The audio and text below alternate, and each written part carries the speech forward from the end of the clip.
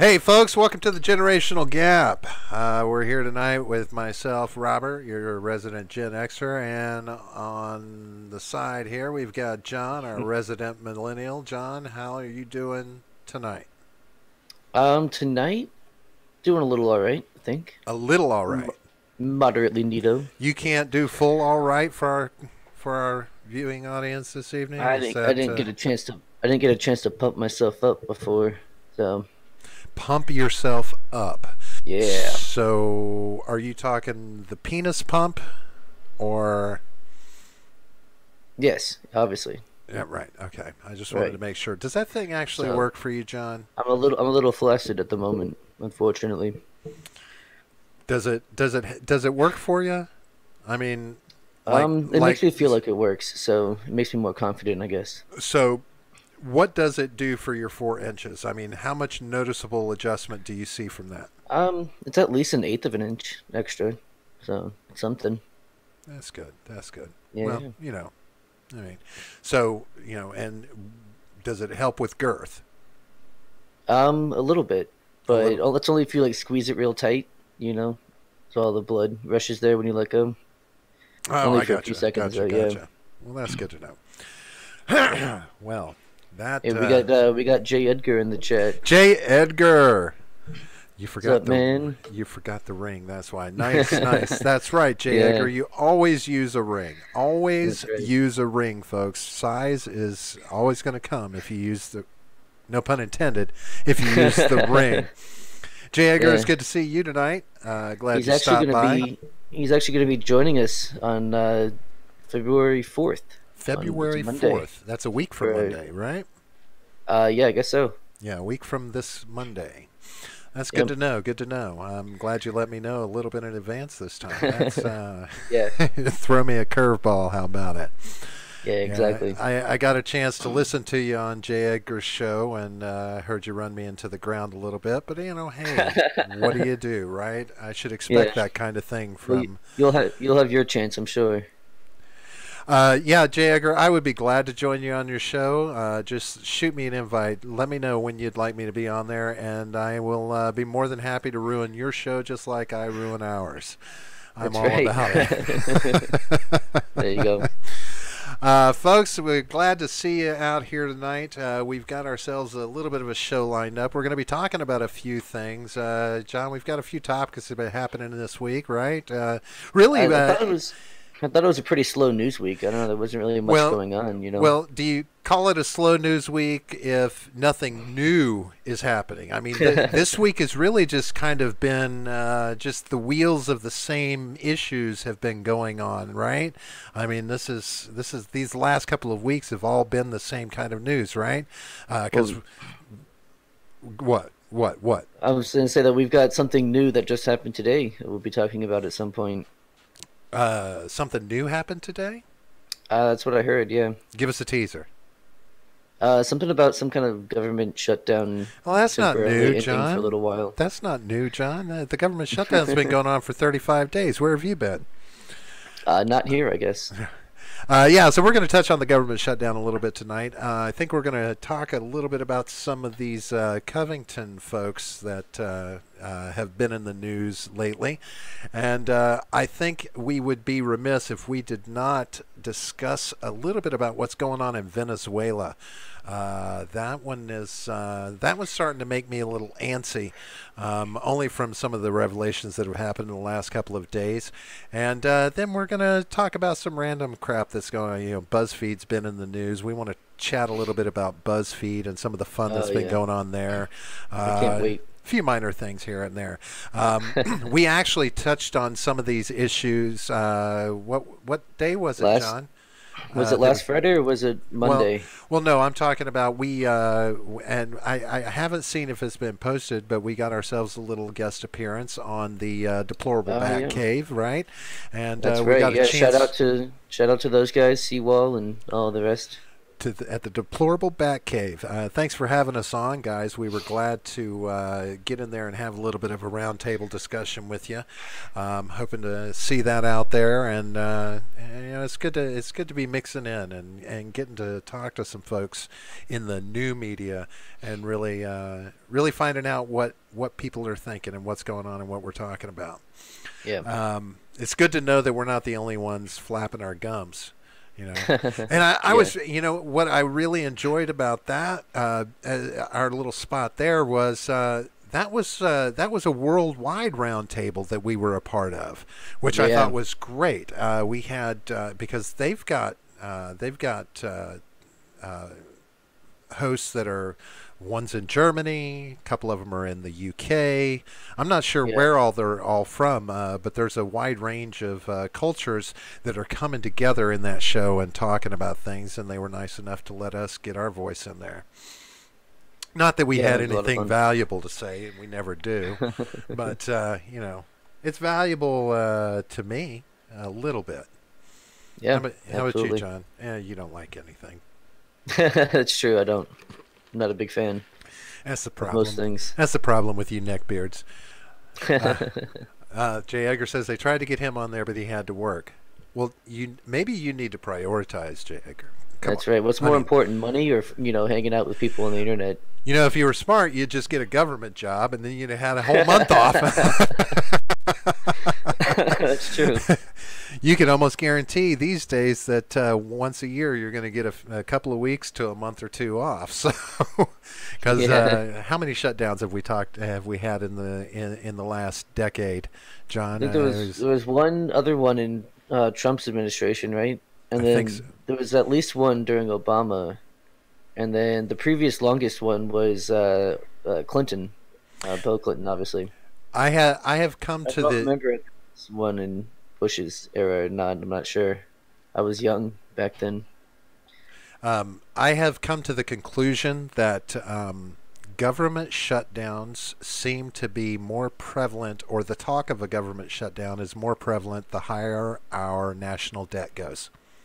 Well, I mean, it's always getting higher. Yeah. It's like directly proportional, right? It's like we can't figure out what to do about all this debt. Shut the government down. Shut the government down until we decide that we can spend more money. Well, spend more money. Right. For some reason, we still have a checkbook. I don't know. We keep raising the cap on what our debt can be. But I still think it's just a bunch of numbers in a ledger. I mean, in a computer. It's not like, I don't know how much of that money is really real. I mean, I sit and I ask myself, how is it that we can owe a country X billions of dollars, and that country owes us X billions of dollars? At what point do we just cancel those two debts out? Yeah, well, that's why no one really, no one's going to call on those debts. They're not going to, China's not going to be like, all right, give me all the money that you owe us. It's not going to happen. Because it can't. Well, now, interestingly enough, you remember the little bit of this thing that's gone on in Saudi Arabia with was it Khashoggi, the journalist that got killed? Remember, there suddenly in August, September, December, somewhere 3 months after they were supposed to start paying us back, suddenly when all that's going on, all of a sudden we get an influx of $100 million from Saudi Arabia paying towards some of the debt that they owe us. It's like, oh, here's some money. It's just a nice Don't payment, look at us anymore. Stop looking. Right. Stop looking over here. When was the last time we heard anything about that, Right. We really haven't heard anything about that since that payment got made. Right. Interestingly enough, which I find slightly humorous, if not a little, I don't know, nerve-wracking.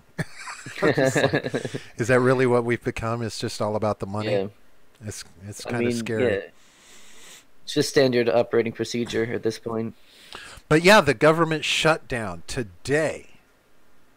Well, actually, I think that today was a result of something that happened yesterday, in my opinion, and then over the last couple of days. Two things happened that I think prompted this concession, and to make it clear, the president came out today and gave a speech, a press conference, and he said that they are willing to start the government back up in the shutdown for 3 weeks, get everybody paid, right? And in 3 weeks, the hope is in that 3 weeks, they will be able to come to a compromise on border security, the wall, etc., and solve the government shutdown issue completely. And if not, then it will go back into a shutdown position, right? Yeah. But yesterday, the White House administration began drafting the process for instituting a state of emergency on the southern border, which he had originally talked about early on at the beginning of the shutdown. He said, this is an option that's on the table, but I don't want to I'm not planning to use it, right? I'm not planning on using this option. Well, right. I guess he put their back against the wall by going ahead and drafting, started having it drafted up. This is how we're going to implement this state of emergency, and we're going to use this to get the wall funding. And then suddenly today, now we're reaching a point where everybody's like, okay, let's end it for 3 weeks. Give us 3 weeks, and let's see if we can't figure this out, but let's get these people paid. But the other thing that also was happening is airports around the country in different areas were having to shut down gates, terminals, because of air traffic controllers calling out, not coming to work. They didn't have enough people to support the flights and keep control of the skies, right? Then also you've got millions of people in this country who are expecting tax returns. Then I'll get to you, J. Edgar. Don't worry, I will. So they brought IRS employees back in and said, we know you're not getting paid, but we need you to come in so we can process taxes, and then turn around, and 14,000 of those people this week just called out. They're like, we can't come to work. A lot of them were just like, I can't afford to even come to work because we're not getting paid. So I think these things were strong motivators to get this compromise, this 3-week compromise in play. And so this is why it is, like Midget B said in the chat, is such a strong move as a negotiator, because he's given the Democrats 2 options, right? And only 2 options: to either negotiate with him, or they look horrible and lose a lot of good chances of, getting elected during the next election. And so with this whole I'm drafting up the plans, I don't think he's really going to do it. I think it's just another power move on his part, being like, look, negotiate with me or I'm going to do it. But I think they're going to cave before he does. I don't think he caved. I don't think he cucked on the wall like J. Edgar is saying. I think he has to open the government for a little while in order to get those paychecks out, to get those employees back on his side, to get not the media, obviously, but to get his supporters back on his side, and so that he's able to come out on top and come from a place of strength at the negotiating table. Now, the only thing I have to say in disagreement with how this is played out is that, no matter how much capitulation, no matter how much strong stance either side has taken, in the beginning, there were plenty of Democrats saying, you don't have to shut the government down. Keep paying these people, keep the government open, and we can still negotiate and work on, try and find a compromise on this. But they won't. Hold on. But then as this shutdown has progressed, even many of his people on the right, Republicans, more and more Republicans in Congress, have been coming on board with that same mindset. Get the government back up and let's work this out with a working, functioning government. So even both sides of the camp are have been saying this, and more have been saying it as it's gone along. And I won't say that some of that pressure hasn't pushed this move as well. I mean, you know, I mean, you've got to be able to work out a compromise without sacrificing everyone. Right, but see, that's having the government shut down for the past, what is it, like 35 days now, you said? 35 days. I don't know, 35 days. So it was showing like how bad it is, I guess, for those people, and how the Democrats are like, well, reopen it, reopen it, reopen it. And he goes, okay, I'll reopen it long enough to give them their paychecks. But if you don't sit down with me and talk to me about this, then we're going to do this all over again. And so that's the problem, is that if that happens, it is for sure the Democrats' fault at this point. There's no way you can say, "Oh, Trump won't do it," because every time they've brought, he's brought like border, the negotiation to the table, they immediately say no and move on, and that's it. And so now, if they do that again, the government shut down again, and it's their fault for not being willing to negotiate. Well, and I can agree with that to a certain extent, but the thing is like, we can't. I don't think that we can applaud Trump for taking a hard line on getting what he wants from the border wall and border security, and then call out the other side for taking a hard line as well. Well, no, he's been willing to negotiate. He's changed the number, however many billions it was. He's changed that a few times. He's given them. He's still asking for almost $6 billion.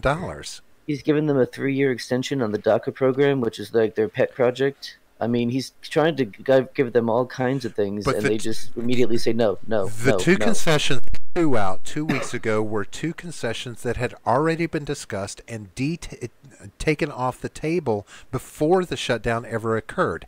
He was trying to throw right. them already chewed bones that they didn't want in the first. But they didn't want it. I know you still want this, so no, they didn't want it the first time. They didn't want it the first time. He was off their pet project. That is what they want. But he gave it back to them the same way he wanted it adjusted. He wanted it changed into a certain way that was not how they wanted DACA to be. And when he brought it back to the table and offered it to them, he brought his version of DACA back to them as an appeasement. And they're like, no, we already told you we don't want DACA this way. Okay, this is not how we wanted it done. Then why didn't they come back with the way that they want it, with the border wall included and the other border security included? Why didn't they come back with it amended instead of just saying, no, we're not talking at all? I'm just talking about within the sphere of the DACA changes that they proposed it in the first place. He kicked it back and said it's not going to work unless we do it this way, and they said no, we don't want it that way. But that's how he brought it back to them as an appeasement, and they're like, and again, you've already thrown this shit in our face, and we didn't want this.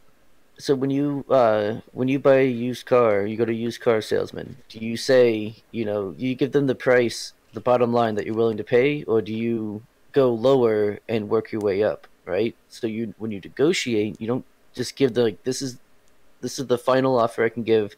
You come to the table with a lower number than what you're actually willing to pay, and then work your way up to what you're actually willing to pay. Well, in reality, so that's what he's doing with that. He's saying, here's the DACA thing again, and then all they had to do was come back with the way that they wanted it, plus the border wall. But they had already presented it to him before the shutdown how they wanted it. And then but this is a new round of negotiation. I think that the appeasements he's tried to make have all played to him, and I get it. Well, that's how you try and make a deal so that you're the winner, right? Yeah. But when it's all said and done, him taking a hard line and them taking a hard line, nobody's at fault for not caving on where they stood. It doesn't matter who's actually at fault. The matter is who's perceived to be at fault. Right. And if he can make it perceived that the Democrats are at fault, that's it. They're done. Well, sure. And I'm sure that he wants that perception to be there, but it goes against exactly what he said in the very beginning. I am going to take full credit and full responsibility for this shutdown happening. And that's what he said in the you believe that though? I mean, for a second. I mean, come on. No, because you can't believe anything that comes out of his fucking mouth. Because as soon as he said that, the very next thing he tweeted out was, Democrats are causing the shutdown. Yeah. He didn't take responsibility. He immediately started laying all the blame at their feet, right? Yeah. So it's not like he took responsibility for it. He immediately shoved it off on somebody else, and that's where I have a little bit of a problem with. If you're going to say the buck stops here, well, stand behind that. Stand behind it. Yeah, no, I mean, I agree with that, but I mean, that's not his style, and I'm not saying it's good. I'm not saying I agree with it. I'm just saying that's his style, and it seems to work for him. It's an integrity thing that you know how it is. It's always about his integrity that bothers me. He doesn't have enough of it. Yeah, unfortunately, integrity in the executive branch is gone a long time ago. Well, yes and no. I mean, there's it's. Integrity in the White House is a very loosely defined term. If you don't sell out to the other side, I think you're still maintaining some integrity. This would be a very interesting time for the Democratic Party to split. Imagine half of them unwilling to agree.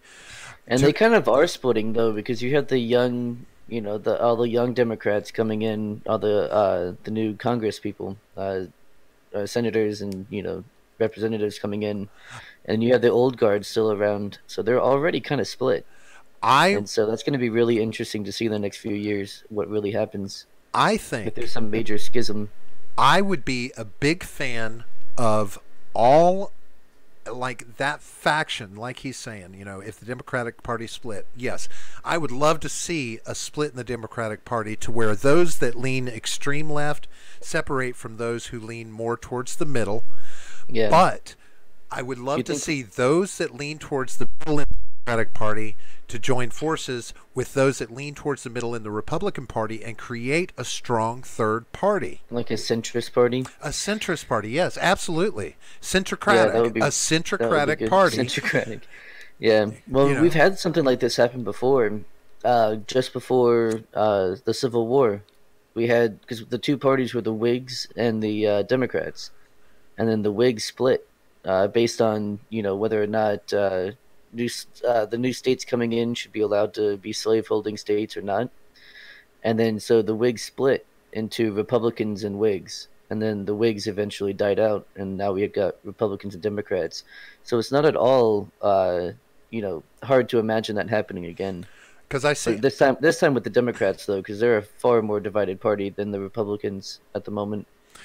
Well, because I see this, I see our government anymore has turned into this. Remember, think about the playground. Do you remember, what a seesaw is, right? Do you remember seesaws when you were a kid on the playground? Yeah. One party or the other eventually becomes the fat kid on one side of the seesaw. And you can never, you can't, it takes forever to get enough weight on the other side to, get it anywhere near balance. So we need something in the middle to give support to where we can start to have a balance that can bring down one side or the other on a regular and consistent basis. And I think that would be a very amazing idea. But, you can't, I don't know that like libertarians could be that strong middle ground.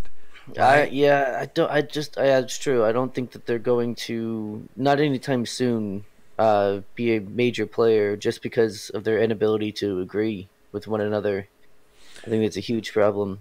Because I see myself as very much a centrist.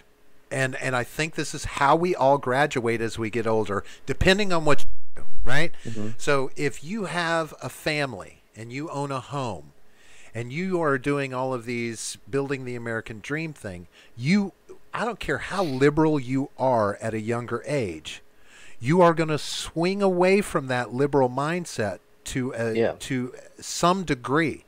Like I find myself swinging more right on certain topics than I ever would have pictured myself when I was younger.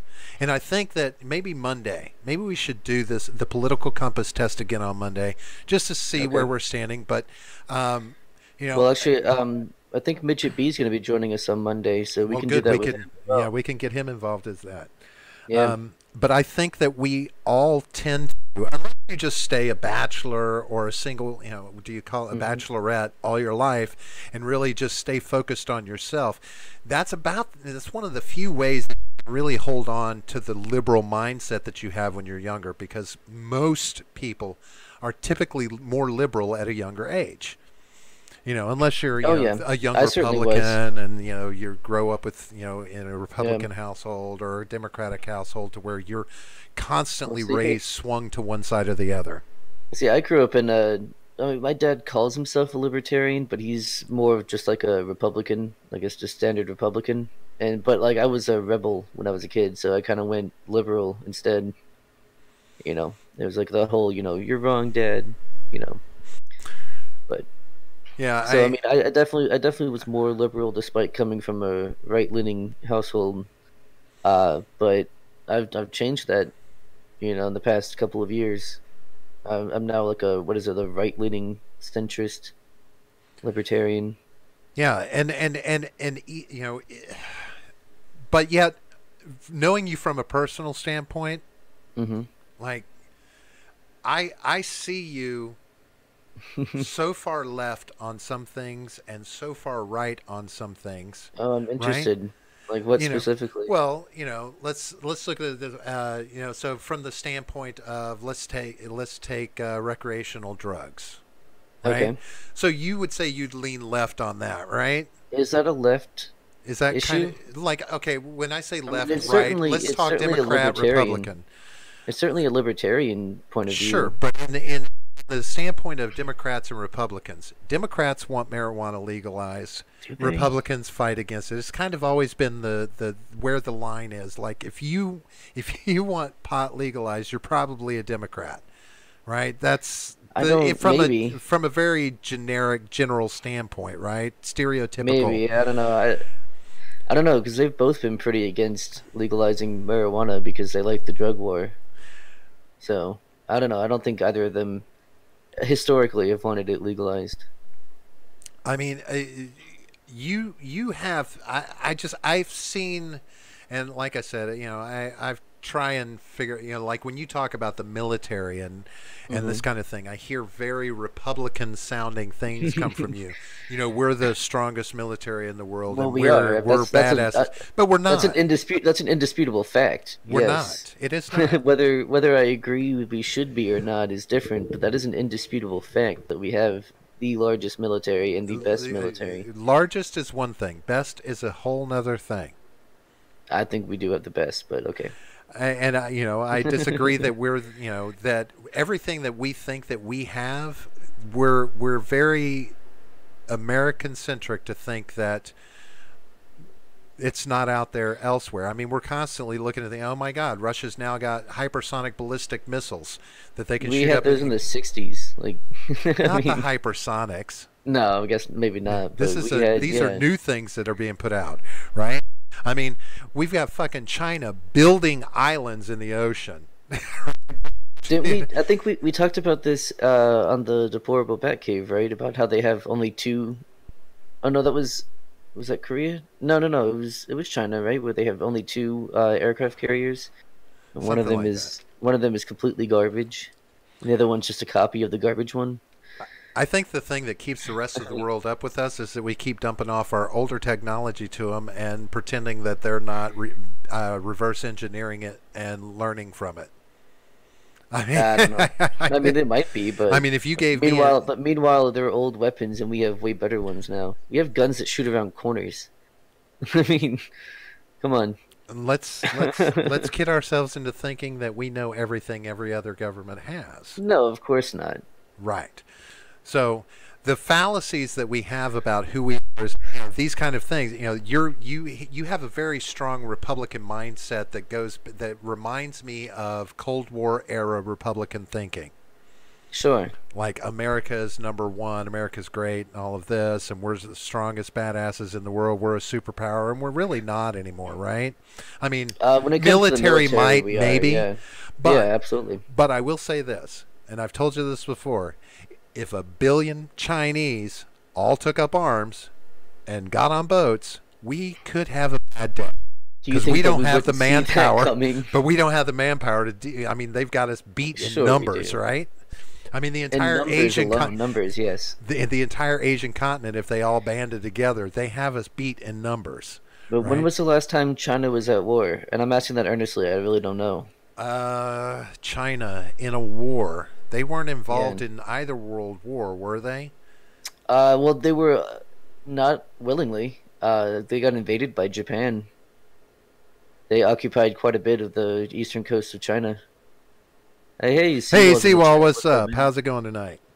Hey, we were actually just talking about your show. Does anybody out there in the audience know the last time China was involved in a major war?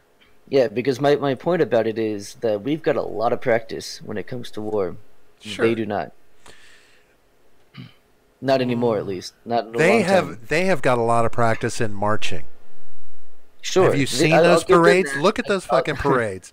I'll give them that. They can probably march better than we can, but I mean, So we don't march in rank and file anymore, like in the Napoleonic era. So Seawall says World War II was the last time they Yeah. were involved in anything major. That's what I was just thinking. when And they got weren't invaded. even involved in a large in a No, they're large just scale busy like being anybody else. occupied. Right.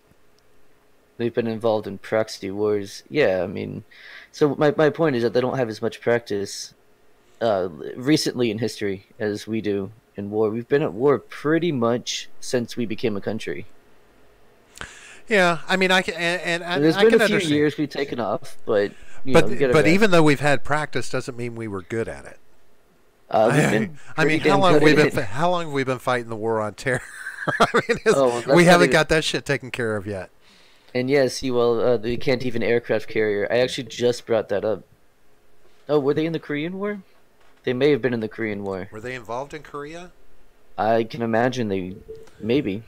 Now, is that midget just doing one of his racist things? They all look alike, could be. kind of thing. And he's like, It could be fake news. I don't know. It how might be, deeply though. involved in Korea were they, and whose side were they on? Because I'm trying to.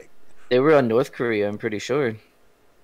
Because they're allies Were to they this day. were they so- behind the scenes funding, or were they don't- actually sent? Because would we not have gotten into a full scale conflict with China if they were actually like at the You know what's forefront funny of is- supporting that war?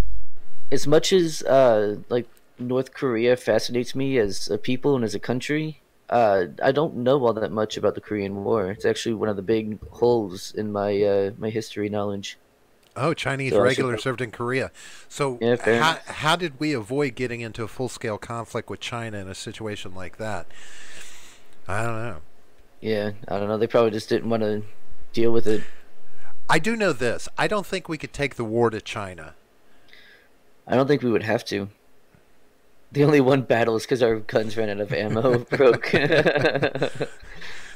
That's funny. Because they were made in China. They were made in China. That's funny. They were the knockoff M16. The M16. Yeah. Oh, that's some You know what's funny fun? I've shit. got an airsoft pistol that was made in China, and it says on the side like not for sale to like minoritas or something like that instead of minors. It says like minoritas or something. It's some completely misspelled thing. It's great. Yeah, China. I don't know, man. You know, it's always been one of those things for me. I've told you this before. The scariest thing in my mind would be if China, Russia, and oddly enough, India all got in bed together. I think that would just scare the shit out of me. Why would India have any Well, reason? we have a tendency to piss people off. They We've want been they want our women's and they're bobs and nuclear Begin. and they're Is that what they nuclear want? now. Plus, India's nuclear now. You know, and it's like okay, They've been nuclear for a while. but we're never really nice to India. And India hates China. That is true too. Yeah, But yeah, I mean, if the only reason India would invade us is to get our bobs and Begin. but That's it. remember this, Seawall. The enemy of my enemy is my friend. So That's not necessarily true. that's typically how it tends to work in war. I mean, it's if we were to piss India off enough, they might be like, "Hey, China, How? we don't Well, like you, but Oh my You know, God. I could see it. How? What would we do to piss them off? I don't Send them know. toilet paper? Let Trump talk to him. I mean, I mean, has he not shown you what he can do to piss off countries in this world? we're gonna give them negative reviews on their IT, help support shit. Or like what? I mean, That's the only reason what why are we we gonna didn't get do? into an issue with India, because we won't get any customer Any tech support. support? Yeah, exactly. My M16 isn't working. Well, you can't call India. We're screwed. Yeah.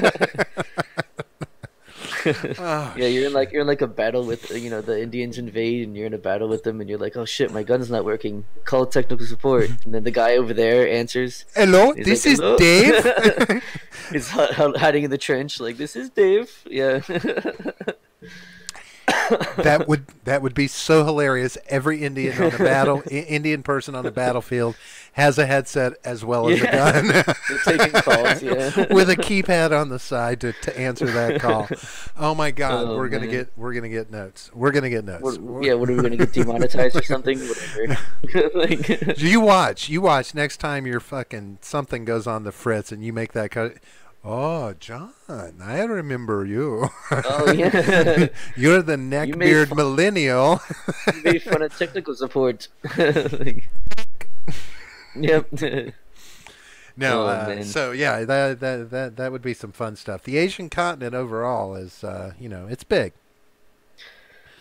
So I it'll be mean, on- geographically, yeah, it's huge, but I mean, I Yeah. just don't think they have the manpower. When you're talking about 1 billion Chinese people, that's like their entire population. They're gonna really transplant the entire population over here? I don't think so. Oh, I'm just saying they have enough people. I mean, when it's just a numbers game. That's what I've always worried about the rest of the world is like we may be a strong country, but we're not the biggest It's not all country. about numbers, though. That's what force multipliers are for. That's true. Seawall's got to, and that is something that's always amazed me. Seawall. He says the tactic to beat China is simple: blockade ports. They are a food importer. Is there? They have so much territory. Why is it so difficult It's for them not to? all. It's not all like fertile soil either, and I mean they pretty much grow rice. And I mean, and again, this is surprising to me because, they are technologically capable, and I understand that most people say that China is behind us from a technological standpoint, but recently Huawei, the CEO of Huawei, we've been going after her because of breaking sanctions with Iran and things like this. But one of the things that was important about that company, and where China stood in that whole matter was that they feel like they're on the verge of not needing us from a technological standpoint anymore. That they can do their own thing now. maybe, but they need our allies though. If they don't need us, they absolutely need our allies. And yeah, Seawall's making good points in the chat. You're pretty much giving No, GTA food right no. now. I understand that. I understand that they may not be non-combat troops, but you go to try and invade China. I don't care if you. Well, no one's gonna invade China. Well, but what my point is, I understand that they may not be non-combat troops, but if you take 50 million Chinese people, combat or non-combat, and put a gun in their hand, and they all start firing, you're kind of fucking outnumbered. Outnumbered, yeah, but you have drones, and so there's force multipliers. That's the whole point of having force multipliers, is to multiply the amount of forces you have. So you might have smaller numbers, but you can make up for that in superior technology and tactics.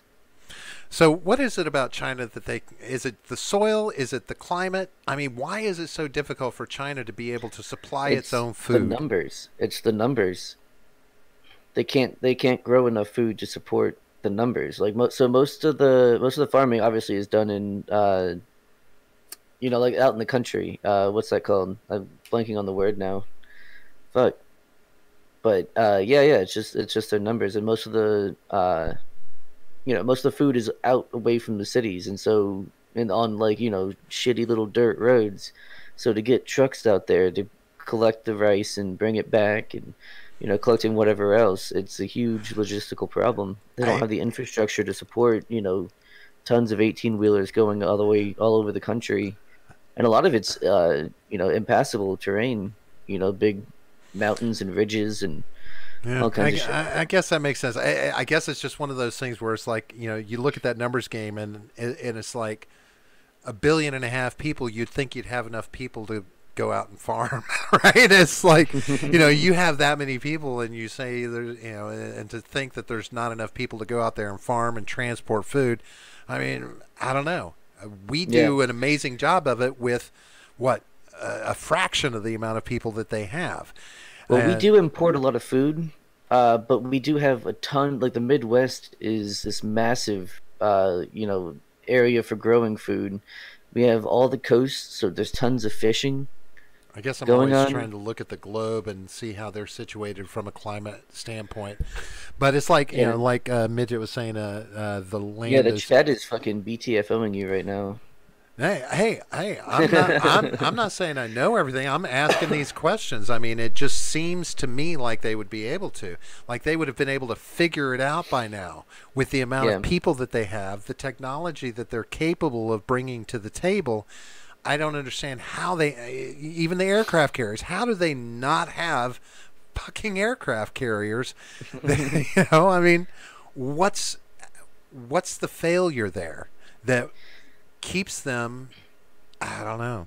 Because you would think that they would be a world power. You would think that they would be one of the greatest world powers out there. Well, they're a world power on paper. We don't know if they can maintain that status if they needed to, if they had some kind of conflict arise. Well, hemp's coming back, Midget. We're good to go. We're good to go there. Now we're going to shut down having to bring that in. We're going to be awesome from that standpoint. I think and I honestly believe that that's going to save our agricultural industry. I think it's going to put a lot more farmers back to work. I think it's going to be an amazing thing. And if this legislation 420 goes through, even better. Oh, yeah. It's going to be even better. The entire Midwest is just going to be. I might have to go live out in the Midwest again just to go and lay in fields of weed. Just saying. They don't train the military to be a professional army. They train them to keep the people in check. Right. So they train them to be police. So their military is more police than it is anything else. But they are a nuclear power. They do have that. Well, They do have that. So is everyone else and their mother. I mean, yeah. But do we know how strong they are nuclear-wise? I don't think it matters. Because they've got plenty of places to put silos. They could be. They could have that. They could have thousands if they wanted to. You would think, right? But apparently not. You would think. Well, hey, as long as they keep sending me, my Wish products, I'm okay. I'm still waiting. I've been waiting for a month for something. So.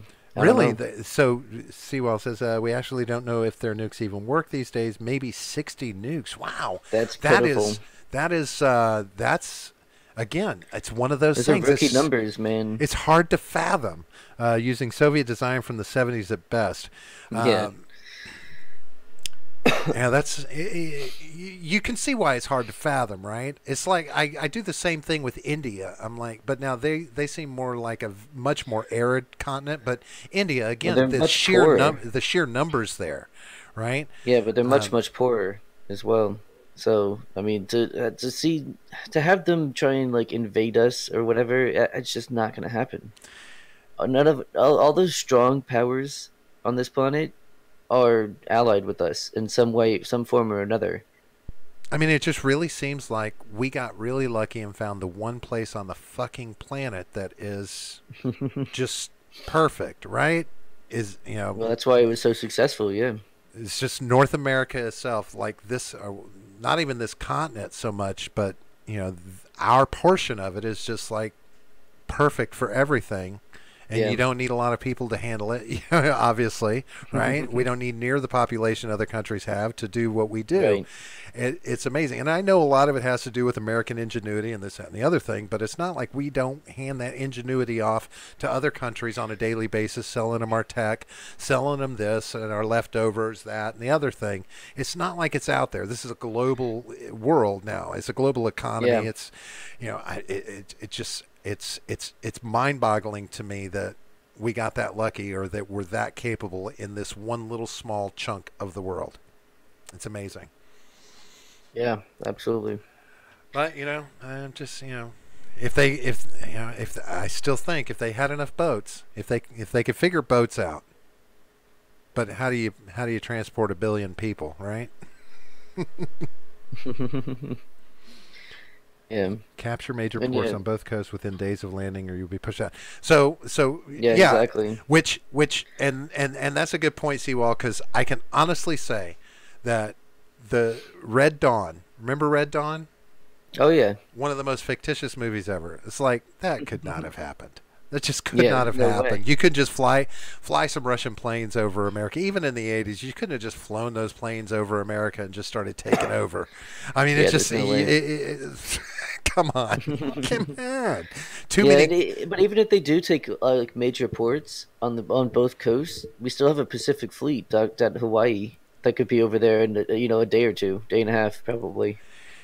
I mean, you got people we got the fleet in the Sea of Japan right now that could be here in a day or two.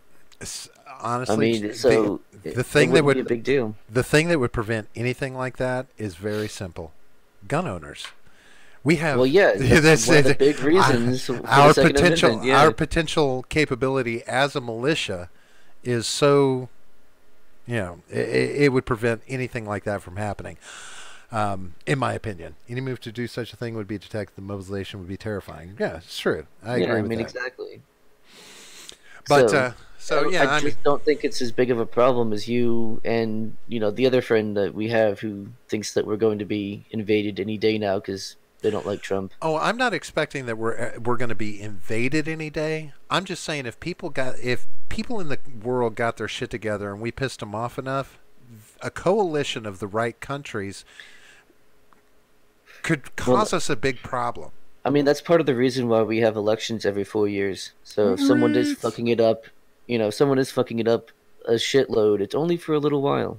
Well, and that's and from off mic conversations that we have, that's always been my problem with Trump and how he handles the rest of the world, because you don't want to piss off all the other countries, to where they get their selves antsy. The only people he's been pissing off are our allies. Right, which is bad. And those are the ones you don't want involved in a conflict with us. What are they going to do? Singularly, nothing. You think the EU's, because they are trying to build an army, so you think they're going to come and invade us? No, when they can't even deal with their own member states? I mean, no, it's not going to happen. Nah, I don't know. I don't know. I could imagine, 50 years from now, the world having enough of Trump. Well, Trump's not going to be around in 50 years. Supreme Emperor Trump is not going to be around in 50 years? You're kidding me. Yeah, the dear leader. If Kim Jong has anything to do with it, he will be. Even Kim Il-sung is dead, and he's president for life, or president forever, eternal president. U.S. allies don't have the manpower. Even combined would fail. Their combined navies, including Russia, is actually smaller than what the USA have. Yeah, absolutely. I mean, we do. We have this super big military. We have the best military on the planet. That's why I said that. As long as we pay them. As long as we pay them. We do. Yeah, I know. You absolutely need to pay the military, because the military is what allows a coup to happen if it's going to. Coups don't happen without the military's permission. So you always keep them happy. Always. So it's one of the laws of power. Always keep the military happy. So here's your question of the day, John. Since you love these questions, as far as the military is concerned, is it a good idea to keep traps out of the military? Keeping traps out of the military, because isn't that what they just confirmed that yes, we're gonna. Transgender traps. It's all similar. Traps. It's all not similar. Similar. Similar. But anyway, so keeping traps out of the military, good, bad? I understand why they do it. Yeah, I think it's a decent idea. Largely because of the amount of medication that they need, especially like hormone treatments and things like that. And like I said before, the suicide rates of transgender people and the suicide rates of veterans would be a horrible combination to throw in. And not only that, but they disqualify you for joining the military for much less things. But they used to whether it be mental or whether it be just you have flat feet or you have bone spurs or you have whatever little issues there might be, you can be disqualified. Sure, but that you can be disqualified if you have asthma. There used to be good solid reasoning for keeping women out of the military. I mean, yeah, sure. People gave reasons, but I mean, I don't think that that's a problem. I think it was inevitable that there would be females serving infantry roles. And I'm fine with that. What I don't like, though, is to lower the standards for everyone to allow women to be in the infantry. If they want to be in the infantry, they need to do all the same push-ups that a man does when he's going through boot camp. He needs to go, she needs to do all the same pull-ups, all the same everything. I didn't think they adjusted the standards. I don't know if they did or not, but I know that before they were allowed to have combat roles, they did have a lower standard for females going into the military. They had, one set of requirements for males and one set of requirements for females. And the females had a lower requirement, but that also has to do with the fact that they weren't going into combat roles necessarily. So it wasn't as necessary for them to be as fit. But if they are going to, they need to have the same standards. So Sewell says actually mixed gender units perform worse than all female units. The Marines tested it. And I can agree with that. I mean, I understood the reason. It's nothing to do with hate. It's nothing to do with not wanting them to serve their country. I was in agreement with certain reasons why they wanted to keep women out of the military back in the day. I mean, the distraction is there. There's definitely a distraction. I mean, it's a big distraction, and and there is a lot of sexual assault and things like that going on. Oh yes. Right. I mean, yeah, you get. And this causes distractions. This causes issues. These kind of things. But I think that's something that can be. It's going to take time to, to end that. You know what I mean? It needs to be. I hate using the word normalized. That there's females around, just like there is in everyday life. But there's women walking around just like there would be. But I've always taken the other side stance as well. This is where I get into this one side and the other is if a person says that they want to join the military to go and defend their country, white, brown, black, blue, male, female, somewhere in the middle, you should have that right to do it. And I would honor that. You want to go and stand up for your country and protect it. You're willing to go into harm's way to protect your country. I don't care who you are. Now, I understand about the cost, like Sewell said about diabetes. They don't let diabetics in. Right, exactly. This kind of thing. I understand the reasoning. You can't guarantee you can get insulin out to them. You can't guarantee, especially during a combat. Right, aid and intel to our enemies, whereas if it were a man threatened, they are much less likely. That's true too. So adding females will make it more likely that more American soldiers would needlessly die, and I can see that to a certain extent. I can agree with some of that point, but I will say this: if it comes a point where we would have to use selective service, I don't think they're going to give a fuck who's coming in. If we have to institute a draft, as it were, fuck that. They're not going to care who they're drafting because we need manpower. I think I'm almost too old to be drafted. Who? What, isn't the cutoff 30? So adding females will make it more likely that more American soldiers will need anything you do to weaken your military inherently immoral. Well, there are age cutoffs depending on what you're doing. Like, so for initial enlistment, there's a cutoff. I thought it used to be like 35 was the latest you could go in. No. I think it's 35 for reserve, but it's like 20. I think it's like 29, 28 or 29 for active duty. Okay, but I'm talking about for the draft. I think there was a cutoff as well. But I do remember I was going to go into the military when I was younger, and I didn't. But I did go through the physical. And I knew I needed glasses, but they were like, they didn't give a shit. They tested my eyes, and they were like, okay, you're fine, whatever. Yeah. And I'm like, but I'm supposed to wear glasses. Oh, we don't care about that. Was it for the You Army? passed our eye test. Yeah. For the Army? Yeah, Yeah. so they basically just held a mirror under your nose and made sure it fogged up. And we was like, all right, you're good.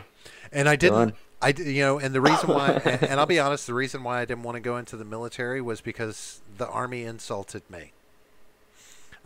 Because I didn't want to go in the Navy. I have kind of a fear of water, right? I can't really swim that well. But the Navy wanted me to come in. They were offering me to come in and build nuclear submarines. They always say that. Well, no, they had it was based off my ASVAB scores. Yeah. Because I had scored. They always hype you up though. They always tell you you're going to be this, you're going to be that, and then you get in and they give you something totally different. Well, no, Unless, of course, I talked to a Navy recruiter and I talked to an Army recruiter, and the Navy recruiter was like, this is where we will put you into. This will be your job category. Went to the Army, and they're like, oh, we're just going to put you running a cannon. Yeah. You're just going to shoot a cannon. You know what's funny is my dad actually had the opposite thing, because he went to an Army recruiter because he wanted to fly helicopters, and then the Army guy, I forget what he did, but he said the Army guy pissed him off, and so he went and joined the Navy instead. Yeah. Well, I knew I wouldn't be able to, I knew my fear of water wasn't going to allow me to be in the Navy, and I was like, you would have gotten over that really quick. Well, probably. The Navy recruiters are known for exaggerating what role you have, and I understand. I think a lot of them do that. Yeah. But the difference that I had was my dad was a Navy recruiter, so I knew what I was going to go into the Navy doing. Right. I mean, he wasn't overselling me. He was in the Navy. He was laying out the path. And he had already, but I was like, I can't do that. I would rather go into the Army because I don't have to be on a fucking boat or in a submarine. Being in a submarine, it scares the fuck out of me. Just the thought of it. It's like the thought of being in a spaceship. If I had joined the military, it would have been the Navy as well. But I'm also, big student of the Navy. I enjoy naval things. Yeah. But I didn't go in, and I feel like a real shitheel because I didn't. I wound up not going in. My brother kind of turned me off to it too. Made me think I made a good decision because they brainwashed the fuck out of him. Oh yeah. Yeah, I mean, he was in the Army. Yeah, he was airborne, but and I'll throw this in before we move on to our next topic. He came home from field exercises. No, it was boot camp. Yeah, it was boot camp. And the entire side of his face was just scabs. Oh, wow. And he had torn it all up. And I'm like, what the fuck? And he's like, had this fucking pussy in our platoon, and we were doing field exercises, and we were doing low crawls under wire, and this motherfucker wouldn't get down on the ground low enough, and he was causing problems for the whole platoon. So I got down on the goddamn ground, and I showed him how low you had to fucking get to get under that wire and do the fucking job. And the wire was set up on a concrete platform.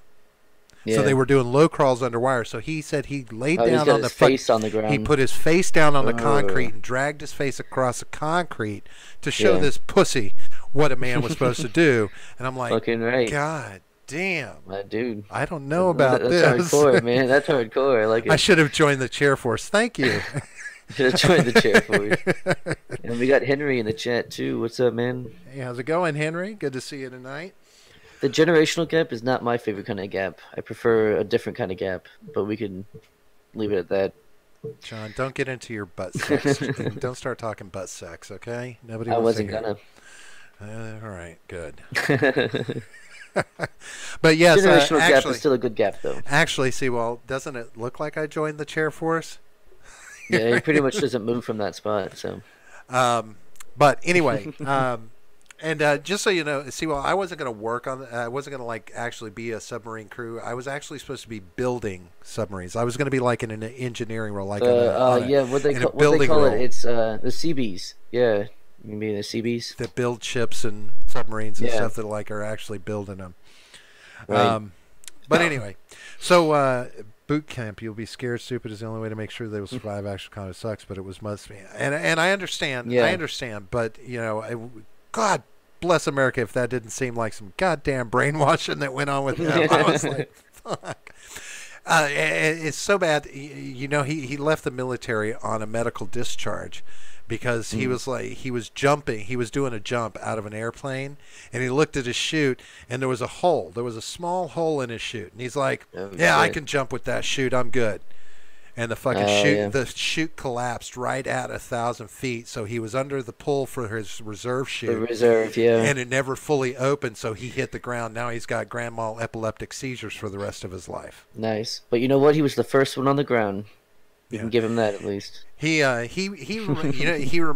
reminded me of Mel Gibson from We Were Soldiers. He would have been that dumbass. Mm-hmm. He would have been that dumbass testing experimental parachutes. Yeah, I'm not brave enough for that. I would never test anything first. I'll never be the first one to do anything.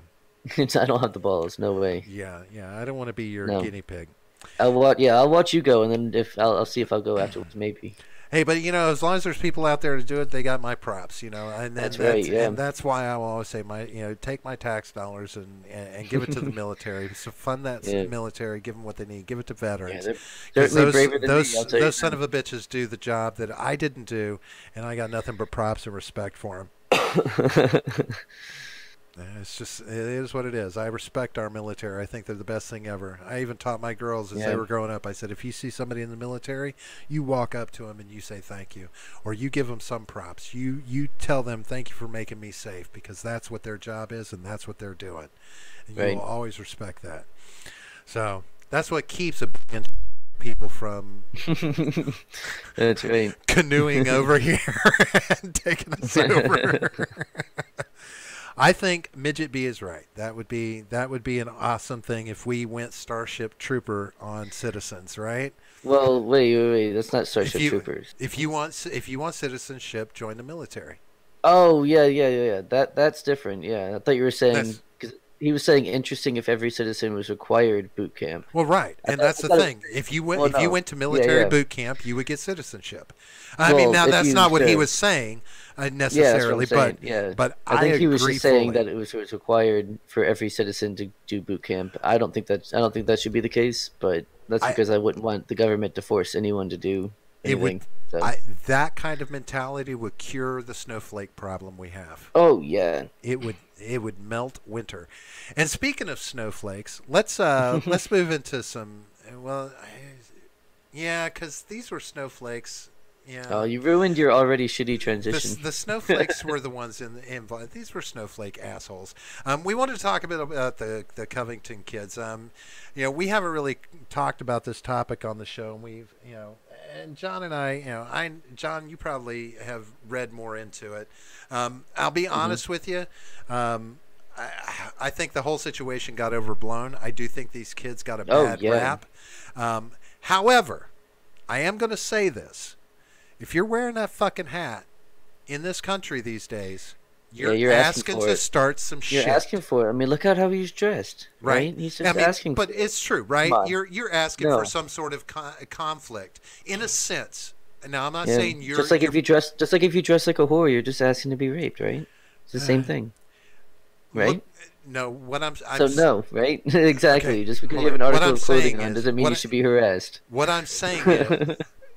Let me finish. What I'm saying is, if you wear that hat in this country in the present day and age, you should expect that somebody is going to have something derogatory to say, may shut you out of their business, may blow you up on social media as being some asshole that did something you didn't do. That red hat makes you a target. It really does. It does. It shouldn't, but it does. It does, and that's what I'm saying. If you walk out of your house with that hat on and you don't expect something or are prepared for the reactions you're going to get, you're a fool.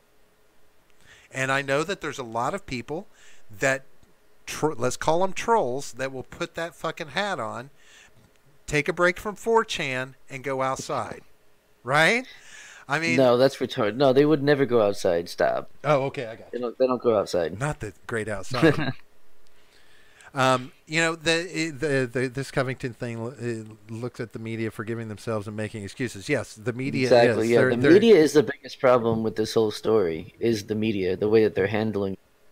They initially came out immediately with like, oh, they were surrounding this native guy and harassing him, and shouting "Build the wall," which there's absolutely no evidence for anyone shouting "Build the wall." You noticed was Seawall real quick. He break in on you. He put up some breaking news about the fellow we talked about off mic that showed up at the grade school with the gun. Yeah, we talked about it right before coming on here, actually. And he was shot by the police, and so he was actually wearing a "Smash the Patriarchy" shirt. I didn't see that. I kind of skimmed through the body cam footage. But I didn't see that. But I mean, I wouldn't be surprised. Wasn't in Oregon. Well, I'm asking. I was asking for some clarification from Seawall if that was. Yeah. I can't see anything from the media anymore. So it's like, okay, well. Well, I mean, you can trust the unedited body footage. Right. So the body cam footage, not body footage. Body cam footage. We can trust body cam footage. Generally, yeah. As long as you don't see any kind of cuts or anything like that. As long as you can be sure that it's, unedited. Oh, you only see half of the word in the video, he says. So does that... Oh, wow. That's cool. Chat will actually open up the video. You can click on that link he posted and you can get the video. Officer Tim's body cam worn. Is it going to give me volume? The principal is... But I don't know. I do. I'm actually at the school. Are you playing it on the stream right now? I can't see. Oh, "Smash the Patriarchy and chill." I think it's what it says. Oh my god, that's so horrible. Wow. The left can't meme. That's awful. Wow. See, and see that kind of stuff is just, yeah. Well, I can't wait to find out how he was actually like a right-wing terrorist troll guy who just dressed like that to make it seem like it was a left-wing guy. I can't wait. Well, they knocked his ass out. So, I mean, they took his... No, they shot him, didn't they? Well, that's right. They took his ass out of the picture, basically. Yeah, they didn't knock him out. Well, that's what I mean. Knocked him out of the park, if you will. Yeah, it's almost like a good guy with a gun can stop a school shooting. How strange. Because I've been told the whole time that doesn't work. I don't know why it suddenly started working. Well, the only problem I have with guns in schools is that is whether or not kids will get their hands on it. Because there's going to be some tard kid that's like, fucking give me that gun, get the gun and start shooting up the school because he's had a bad day. You think that's going to happen? The cop's going to be like, yeah, you can have my gun here, hold it. Because little Jimmy's going to go, I don't have to take a gun to the school and shoot it up. Mr. Jenkins has got one in his desk. I'll take his. Yeah, no, you don't leave guns. Do you You're really? Responsible. As long, you yes. know anything about responsible gun ownership? Yes, I understand responsible gun ownership, but do you believe that everybody who has a gun is responsible in their ownership? No, but if you're going to bring it to a school, you would hope that they. You hope they are. Damn well better be. Well, otherwise, that is on you, and not the. It is still on the kid, obviously, but it is on you for allowing access to it. You damn well better hope that your car is not a lemon. You damn well better hope that your dishwasher works. But I mean, we can't. You don't. No. You don't give the teachers the guns, right? Obviously, the cops had guns. According to Trump, yes, you do. Okay, if more teachers were armed, the law right now. If more teachers were armed, there would be less school shootings. That was his premise. Yeah, well, that's a lot of people's premise. But what I'm talking about, what I'm saying, is that the cops having guns at school worked, obviously, and it works all the time. Hopefully that we need more of that. Hopefully we can just get to a point where we don't need that. But well, obviously, in an ideal world, of course, we wouldn't need that. But that's not how that works. That's not how the real world works.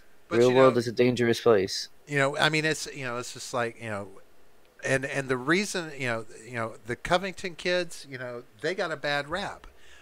They have had some bad situations thrown on them, and and now I'm like, okay, well, God knows, I hope one of these kids doesn't go off at his school.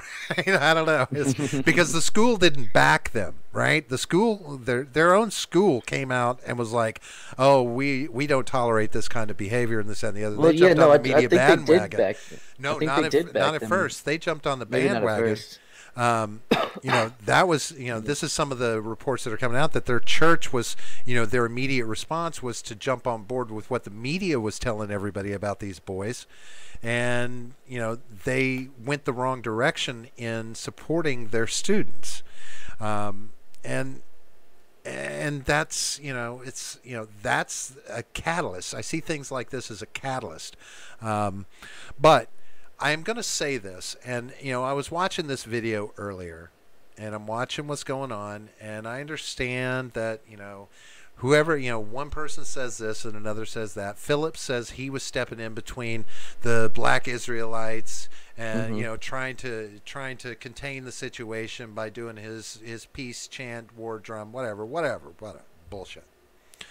Because we found out that he was full of shit, right? He wasn't a Vietnam veteran, totally but he was shit. Yeah. he was in the military. But there was like 3 different times in 1 year he was reported AWOL from the military. Right, and to be fair to him, he does say Vietnam War times. Well, no, not Vietnam War, actually, but there's quotes of him saying that he was a Vietnam veteran. Oh, okay. Yeah, but he also said he was a a recon ranger, which is mixing 2 different special forces from 2 different branches. Right. So he obviously didn't even know what he's talking about, or thought no one would figure it out. I don't know. But one thing that I will say, and I'm going to mute this because they put up words on here, but I have teenagers. See that smile? And I know this is the smirk heard around the world, right? And it's the smirk that launched 1,000 tweets, according to Aiden Paladin, who made an awesome video covering the whole thing. I recommend it highly. Check out Aiden Paladin's video. Right. It's really, really good. I have teenagers in the house, and I have 2 budding teenagers growing right now. And I will tell you this. That smirk on his face is the same smirk that I've seen multiple times that is a very effective way of saying, fuck you, Dad. Fuck you. That's what that smirk is saying. Now, sure. I mean, if you want to interpret it, it's you can't know what he was thinking. No, and what he says he was thinking or what he was doing. Yes, we find out after the fact. He said he was just trying to stand there and not respond and not doing. But even the smirk is a response in a sense. But I've seen that look too many times on kids' faces when you're chastising them or they're trying to be, ballsy in, in an elder's face, as it were. Maybe I'm reading too much into it. I can get that. I can take responsibility for that. But yeah, it could also be a nervous smile. It could be. But we don't know, right? But we don't know. Sewell says this guy earned a fuck you. Now I can agree. I can agree after the fact. This guy earned a fuck you with everything that he was saying and being disingenuous, but not knowing anything about it. From my understanding, he stepped into the middle of a situation between these kids and the black Israelites. He inserted himself into this situation. Yeah. Because it was an indigenous people's rally. So why part of it was why if I it was the it was an indigenous people's march in Washington D.C. on January 18th. It was also the March for Life on the same day. Oh, there was a March for Life on that day. Yeah, it was the anti-abortion march was there. That's why those kids were there. Okay, so those 2 rallies were happening I believe at the same time. So are we?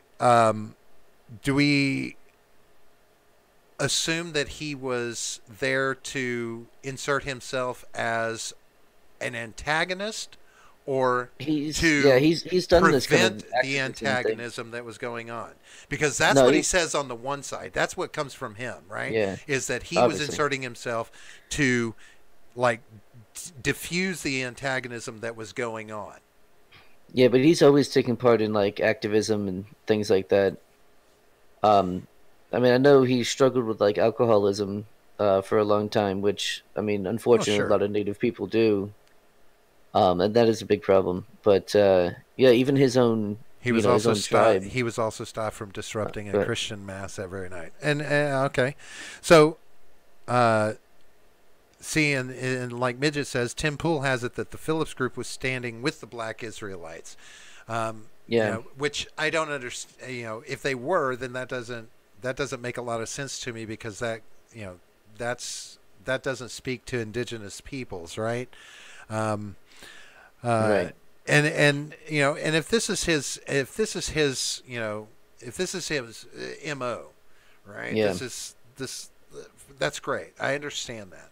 And, you know, but again, you know,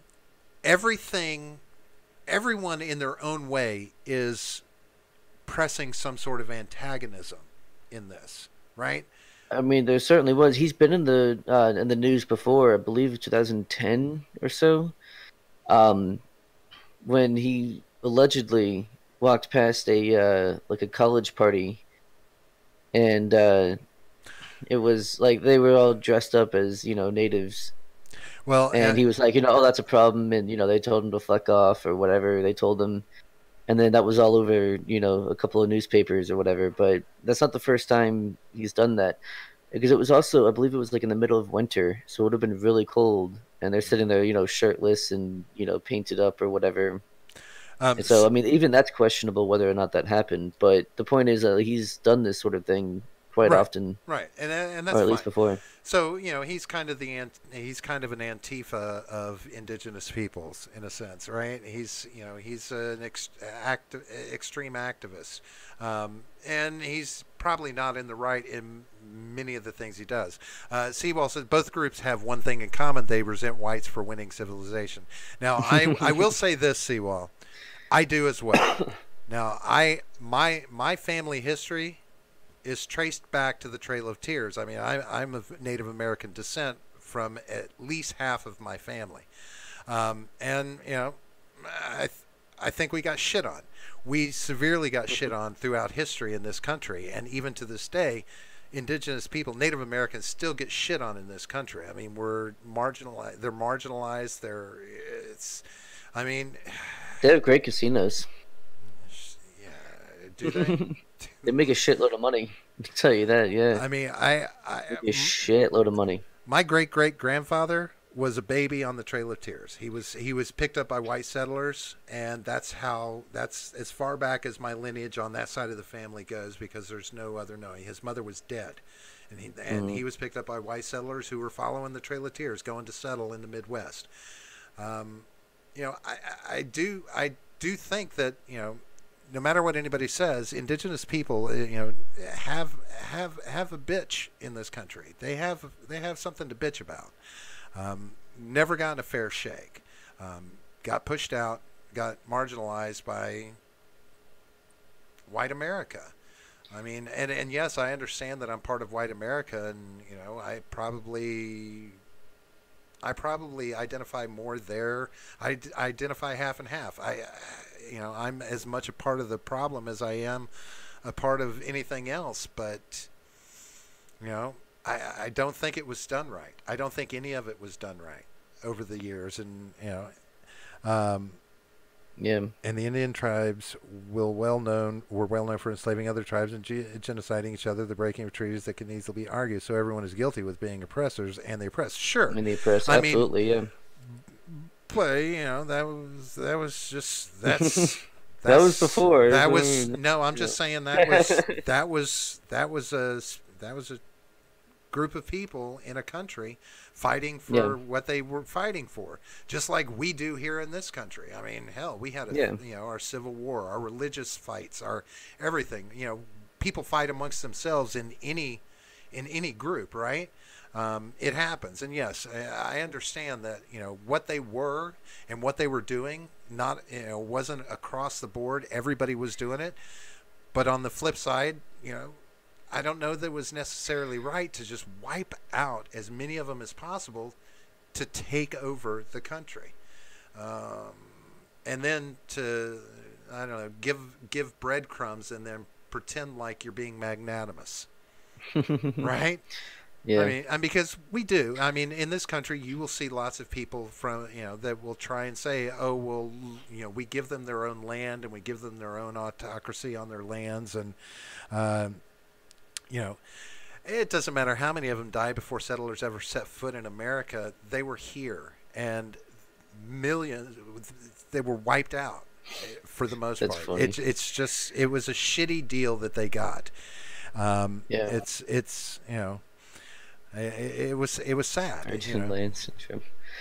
That was a good comment. I want to make it clear that I wasn't laughing at people dying. It was the comment in the chat that I laughed at.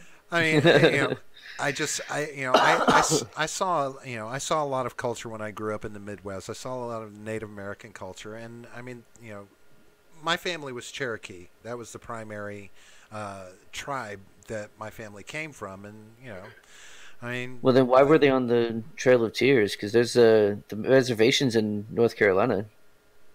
What, Cherokee reservations? Well, yeah. I mean, the Trail of Tears, they were being pushed out of the Midwest, so that But they didn't have could it. come in. And where they've put the Cherokees. Yeah, Weren't they? No, they were southeast. They were Florida's, Georgia, South Carolina, North Carolina, Virginia, Tennessee. So it wasn't like it was all that far. The Trail of Tears was Indians being pushed west. Get the fuck out, right? But I'm saying the reservations in North Carolina, though. Well, they made reservations in lots of different areas in this country to give the Native Americans back some of their land. Right? That was the appeasement. Is what it was, right? And there are thoughts they kill people whom were here before them. Well, yeah. Actually, Caitlin Bennett put something on Twitter. God. She said Native American people don't actually exist. There are no indigenous people because everybody that was in this country came from somewhere else in the first place. So Native Americans aren't real. She said they were all Chinese. I don't know if they were Chinese, but they were certainly or Asian. East Asian. I'm sorry. Yeah, they were they were certainly all East Asian. Asian. But aren't we all? I mean, where did we all start from? Pangea, the breadbasket of the world, was, I don't think it was Pangea. We came along way after. Yeah, but we came along way after. Oh, we Pangea. did. Sure. But what I'm saying is, humans in general did. Everybody came from one stock in the very beginning, right? It was all one stock. I mean, anybody who thinks Jesus was white is wrong. Yeah, I mean, like it's this mindset that Siberian is more accurate, and that's correct, Seawall. I mean, the Middle East was actually the breadbasket, I guess the breadbasket of the world when in Pangea. That was like the Pangea. You understand that was where it was all one continent once.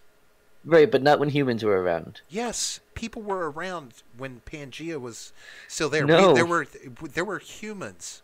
No, there were not. Really? No, there were not. So you're saying that humans weren't... Pangea was way before. There were no cavemen, no anything? No. No? You humans. Don't think so? No. I think you're wrong. Yeah. No, I'm not. I promise I'm not. You have to show me proof on that. I will after we're done with this. You have to show me. Humans only go back 100 to 200,000 years. Right, and when they dropped the nuclear bomb in the middle of Pangea and broke off the continents, is that what you think? That's what happened. No, it was what was his name on the Tower of Babel when he shot the arrow up at God, and God then he made everybody speak different languages, and then he broke up the continents, and he's like, here's all these continents. They never finished the Isn't Tower that of how Babel. it worked? They never finished the Tower of Babel because of the languages. Well, right, because he went up before it was finished and shot the arrow at God, and then God was like, okay, we need more continents because you guys need to break up. No. Isn't that how it worked? Story? No. Oh, my God. I still believe there were Neanderthals on Pangea. You can believe whatever you want. Cro-Magnon man. How far back does Cro-Magnon man go? Well, there's one sitting right to my left. I'm sorry, Neckbeard. You're Cro-Magnon. You look more like a Cro-Magnon than I do. I don't think so. Hey, I think I'll agree. When it comes down to these kids at Covington, they got a bad rap. Their school didn't stand behind them. They didn't do anything wrong, and I get that. But they were asking for it. I don't think they were asking for it. you showed up. If you show up at something like this, you're asking for it. I don't care if you're I guess they should have. if you're Black Israelites, or if you're No, they Catholic, should have stopped being white and asking male. I guess they should have just stopped being white and male. I might just not like them because they're Catholic. You don't like them because they're Catholic? Oh, I hate the Catholic Church. Well, yeah, the Catholic Church is awful now, but and I think all just because the person is Catholic doesn't mean that they agree with everything the Catholic Church has done or does. Yeah, you got to walk away from it. Catholics give a good education as long as they're not touching you. It's just like all those non-essential government jobs. Go find another religion. That one's not working. Yeah, go find yourself another religion. I don't know. Catholics do a lot more charity than a lot of other Christian flavors. So I mean, there's that at least. But you know my views on my views on organized religion. It's all made up stories to keep control of society. Every one of them is a way to keep control of your society. Give them something fictitious to believe in and tell them it's all powerful and we can control them. No, obviously the religion itself is bullshit. I'm just saying the organization, I think all of them are. It's also shit, but it's got some redeeming qualities. Oh, I agree. Many Catholics resent the Vatican, but they support they still pay their tithes every week. A fantastical theology. It's all fantasy. Any of them are. And I'll say this about Latter-day Saints. I'll say this about Islam. I'll say this about... don't talk shit about the Mormons. Mormons are nice. Okay, really?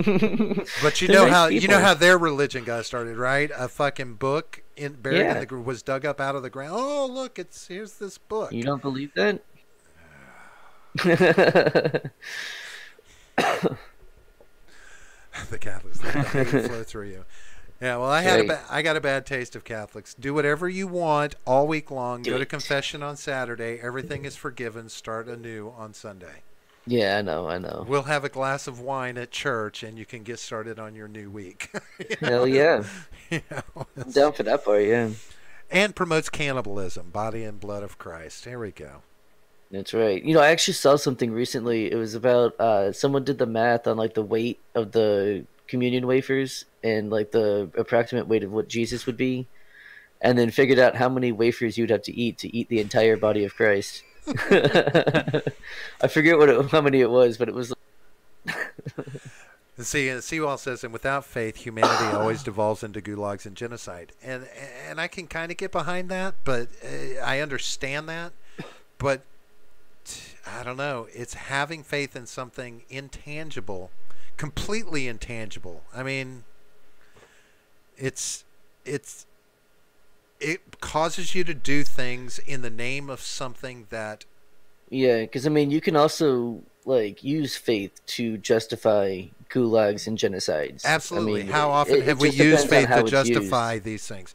The Catholic Church used Christianity to support the genocide that they did in the Crusades, the killing of people who wouldn't come on board. I hate when people fucking bring up the Crusades. That's a bad example. Why? Because the Second Crusade, which is what you're talking about, was in response to the First Crusade, which was the Muslim invasion of Europe. Okay, when I say Crusades, I say Crusades. It happened on both sides, and people were killing each other in the name of their deity, which is stupid. Yeah, but the Second Crusade was a response to the First Crusade. And they're like, you know what? We're just going to go fucking take Jerusalem. Fuck you. Sure. And then they did. The bottom line is, if you kill somebody because they don't want to believe what you believe, you're fucked. That's a fucked up way of going about anything. And to do it in the name of something that is intangible on faith... Well, they used Christianity in order to get knights to go and fight in the crusade. They didn't use it to say, oh, well, look, they're, we need to do this for God. It's look, they're heathens, they're whatever, they're, so we need to go and send knights to go and kill them. So they're more chivalrous and they justified the Inquisition and all that kind of stuff. They used it to justify the Inquisition. The Inquisition is a much better argument, yeah. But I mean, It's that much was better. all. That was all inherently part of of the Crusades and all of that mindset at those times. All of those The things were in the Inquisition same was mindset. the Was that they Inquisition were was later, though. they were doing things in the name of a fictitious deity that they had created to control humanity. And Yeah. that's just Anyway, fucked up. let's It's move kind of- on though, yeah. because we only got like half an hour. No, Yeah, we like- got lots of time. Hey, I all guess right, we could fine. take more time if we needed to, Yeah, I but don't care. I'd talk all night about these assholes. we Speaking of assholes, here's your friend Maduro. You like him over in No, not down a in fan. Venezuela? not he's- a fan. No. I'll tell you who is a fan of him. Vladimir Putin. Vladimir Putin has come Yeah. out in the last 2 days and said that the U.S. should leave Venezuela alone. No military intervention in Venezuela. Stay back. Leave it be. Let it happen. Whatever's going on. Just stay out of it. U.S. should stay out of it. And that's coming from Putin. Because Putin supports Maduro. Naturally. And this is the makings of some very strange dynamics. I'm kind of curious as to what direction this is going to go because we do not have a history of keeping our nose out of other people's problems. Certainly not. And this, Putin coming out and saying this is almost a challenge to our leader. I mean, this is the kind of I believe this is the kind of thing that Trump would see as a challenge that will get more deeply involved with Venezuela just because he's been warned not to. I think more importantly is that the media is going to go after him for backing down to Putin and being like, "Oh, look, see, there's something there. He won't do anything about this." Well, And then if he does, obviously it'll be like, "Why is he doing that? We're being threatened by Russia. Why is he so?" I mean, either way, he loses. Well, yeah, so but he really should just kind of stay out but of it. hasn't the media been doing that already ever since? Yeah, of course. For a while. They've been talking about how he's Putin's lapdog for quite some time. So Right, it wouldn't, so either it's way, not he going to be a loses. change in narrative if he were to pull Right, back so that's what I'm in saying. I how think we he's approach not- it. Right, I think he's not going to do anything, and we can expect articles about how he's letting Putin have Venezuela and have his way with Venezuela. But he's got support from other countries in his take on Venezuela and what's going on there, and stepping up sanctions or economic force. He's got support of other countries, so I would think he's less likely to back down because he can sit there and say, hey, this portion of the rest of the world wants to back us in being involved in this. But Russia doesn't want us involved because Russia's got deep economic ties with Venezuela, even so much so that like I was telling you off mic, 2 months ago, last month, in a show of support for Maduro, they sent strategic bombers that are capable of carrying nuclear weapons to Venezuela. Sure. I mean, this has. You mean like their whole air force? Oh yes, because Russia's only got 2 strategic bombers, right? Okay. Well, no, the other ones are tactical bombers. This to me, this is reminiscent of Bay of Pigs. Is what the first thing that came to mind when I saw this. This has got Bay of The Pigs Cuban written, Missile Crisis. right? This has got that entirely written across it. And I've told I you don't before, know because there's not as many. The tensions aren't as high as they were back then. They're kind of tenuous, but it's not nearly as much back then. I think we've been on the precipice of moving into a full-blown Cold War again with Russia for a while now, and a lot of it is because I believe the media does chastise Trump for his relationship with Putin. What was it, 3 months ago with the we were because of the chemical attacks on I forget the guy's name, and we were supposed to put sanctions on Russia They had 90 days to come into compliance, and those sanctions, the 90 days has just recently passed, but the sanctions still have not gone into place against Russia. Now they're, and they're starting to call him out a little bit for that. Why aren't those sanctions in place when you said because they're not seeing any compliance from Russia in regards to that? Putin told Trump no, so he can't do it. Is that what you think? No, that's what you think. No, that's not what I think. I want to know why. I'm asking a I don't question. know. I honestly don't know why. I haven't looked into that. I mean, and this is, it does bother me a little bit that if he will immediately enforce sanctions on other countries, for instance, Iran, for instance, North Korea, why? Well, we've had North Korean sanctions since they became a country. Sure, but he's stepped up sanctions. He's increased sanctions. He's made moves and done what he said he was going to do in regards to other countries. Why has he not moved on those sanctions with Russia? Is there something that we don't know where they are actually meeting the requirements to prevent the sanctions? The fake news, as it were, the media is saying that those requirements haven't been met. He has, but the sanctions that he said he was going to be put in place, these additional sanctions, they had a 90-day timeline, and that 90 days has passed recently, and the sanctions still aren't in place. And I'm just curious as to why they haven't been.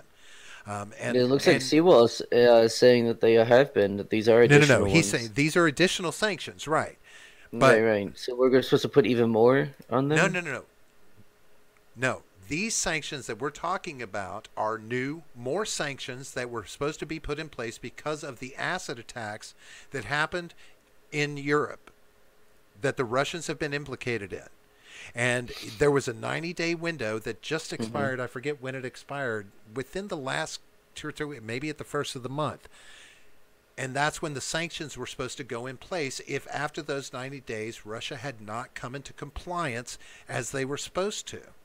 So that's what the question is now being raised. Why aren't those sanctions going into place? The chemical Russian, attack. The chemical acid, whatever it was used on in Syria. the guy and his daughter. Yeah, it was the guy and his daughter. Somewhere in Europe, I believe. Was it the UK? Or was I think they were in the UK, and the Russians were implicated in hitting him with acid or chemicals, whatever it was, and his daughter. Oh, So the Verizon. But that what prompted Trump to say in 90 days sanctions are going to be put in place on Russia if they don't reach compliance, and that leads to my question, because I saw a news article and I wish I tried to find it and I couldn't find it before the show, that the question is now being put out there: why aren't those sanctions in place? Yeah, and I understand that he is showing a hard line with Russia to some extent. But my question would really be, he's called Vladimir Putin. That's true, Sewell. The State Department's closed right now, so we can't really sanction. Well, but the sanctions come from the UN, don't they? Don't we employ sanctions through the UN?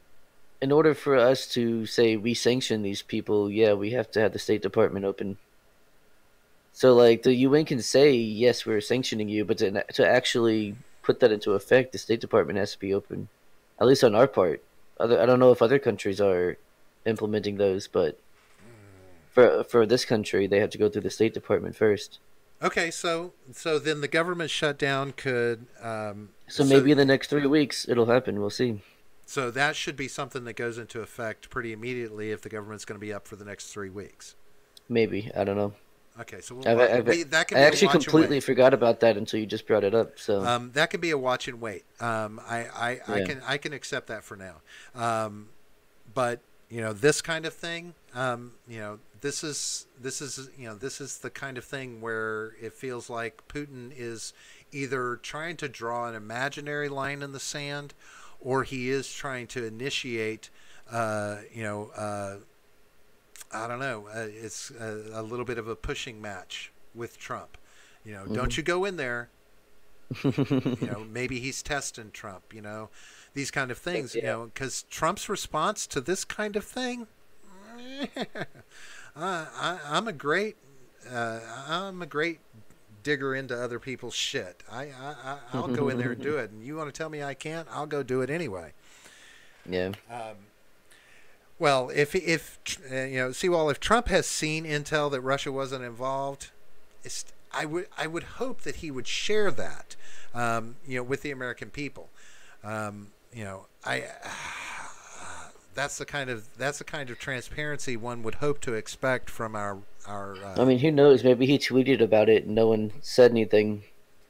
I don't know, but I can't imagine. I can't imagine that they wouldn't have. They would have picked it up and been like, "Look, Trump is lying and saying that Russia wasn't involved," you know, and then be like, "Oh, look, he's Putin's pet." You know. Well, yeah. I mean, well, you know, and the response. This was, you know, it wasn't that we were, you know, like Seawall says. So should he punish Russia when someone else killed the guy? When it's all said and done, you know, this was a united front about, you know, you know, responding to Russia about that, because these are the kind of things that shouldn't happen. And I understand, you know.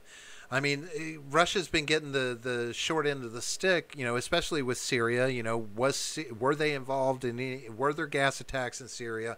How much of a role did Russia play in them, if they were real? This kind of thing. There's so much fake news / unsure intel. You know, he said, she said that goes on here that we're just kind of left going, well, what's real in what's going on with them? Geopolitics is a fucking mess, and I'll agree with that. I was about to say, I absolutely agree with that 100%. It's really fucked up. It's really hard to keep track of, too. Right. You know, when there's so much going on all the time, every day, all over the world, it's almost impossible to keep everything straight. Which leads me right back to my strong stance that we should lock ourselves down, get the fuck out of every other country in the world, and get our shit together here before we do anything else. Get our nose. We should adopt North Korea's Juche ideology. Just tell everyone else to fuck off, and we'll just be self-sufficient. Yeah, but we can actually do it though, unlike them. Well, you know, I don't agree with Russia's policies. You know, to many of their policies, I don't agree. You know, with, you know, making homosexuality illegal, and, you know, the different humanitarian things that they don't do right. But, you know, I can't tell if they are painted as the big bad wolf that they are in some media, or if they're just, you know, trying to do their own thing. It's hard to understand where we stand with them, and, you know, Trump doesn't make that any easier by saying, oh, you know, he's a good guy, I have a lot of respect for Putin. How do you respect somebody like that if what he is said that he does is true? How do you say that you have respect for that? You know, I mean, that bothers me. So, you know, it makes it way too confusing. I would keep shit in the Pacific, get to keep China in check, since you know Japan. So breaking. Yeah, I mean, I was just joking. I was just joking about that. I don't think we should be completely removed. No, I honestly, I would be happy if we got our fingers out of everybody's pies and just brought it all back home. Brought it all back home and just shut it all down. No more immigration. Let's get our shit together. Let's get out of everybody else's pie. I don't want us meddling in.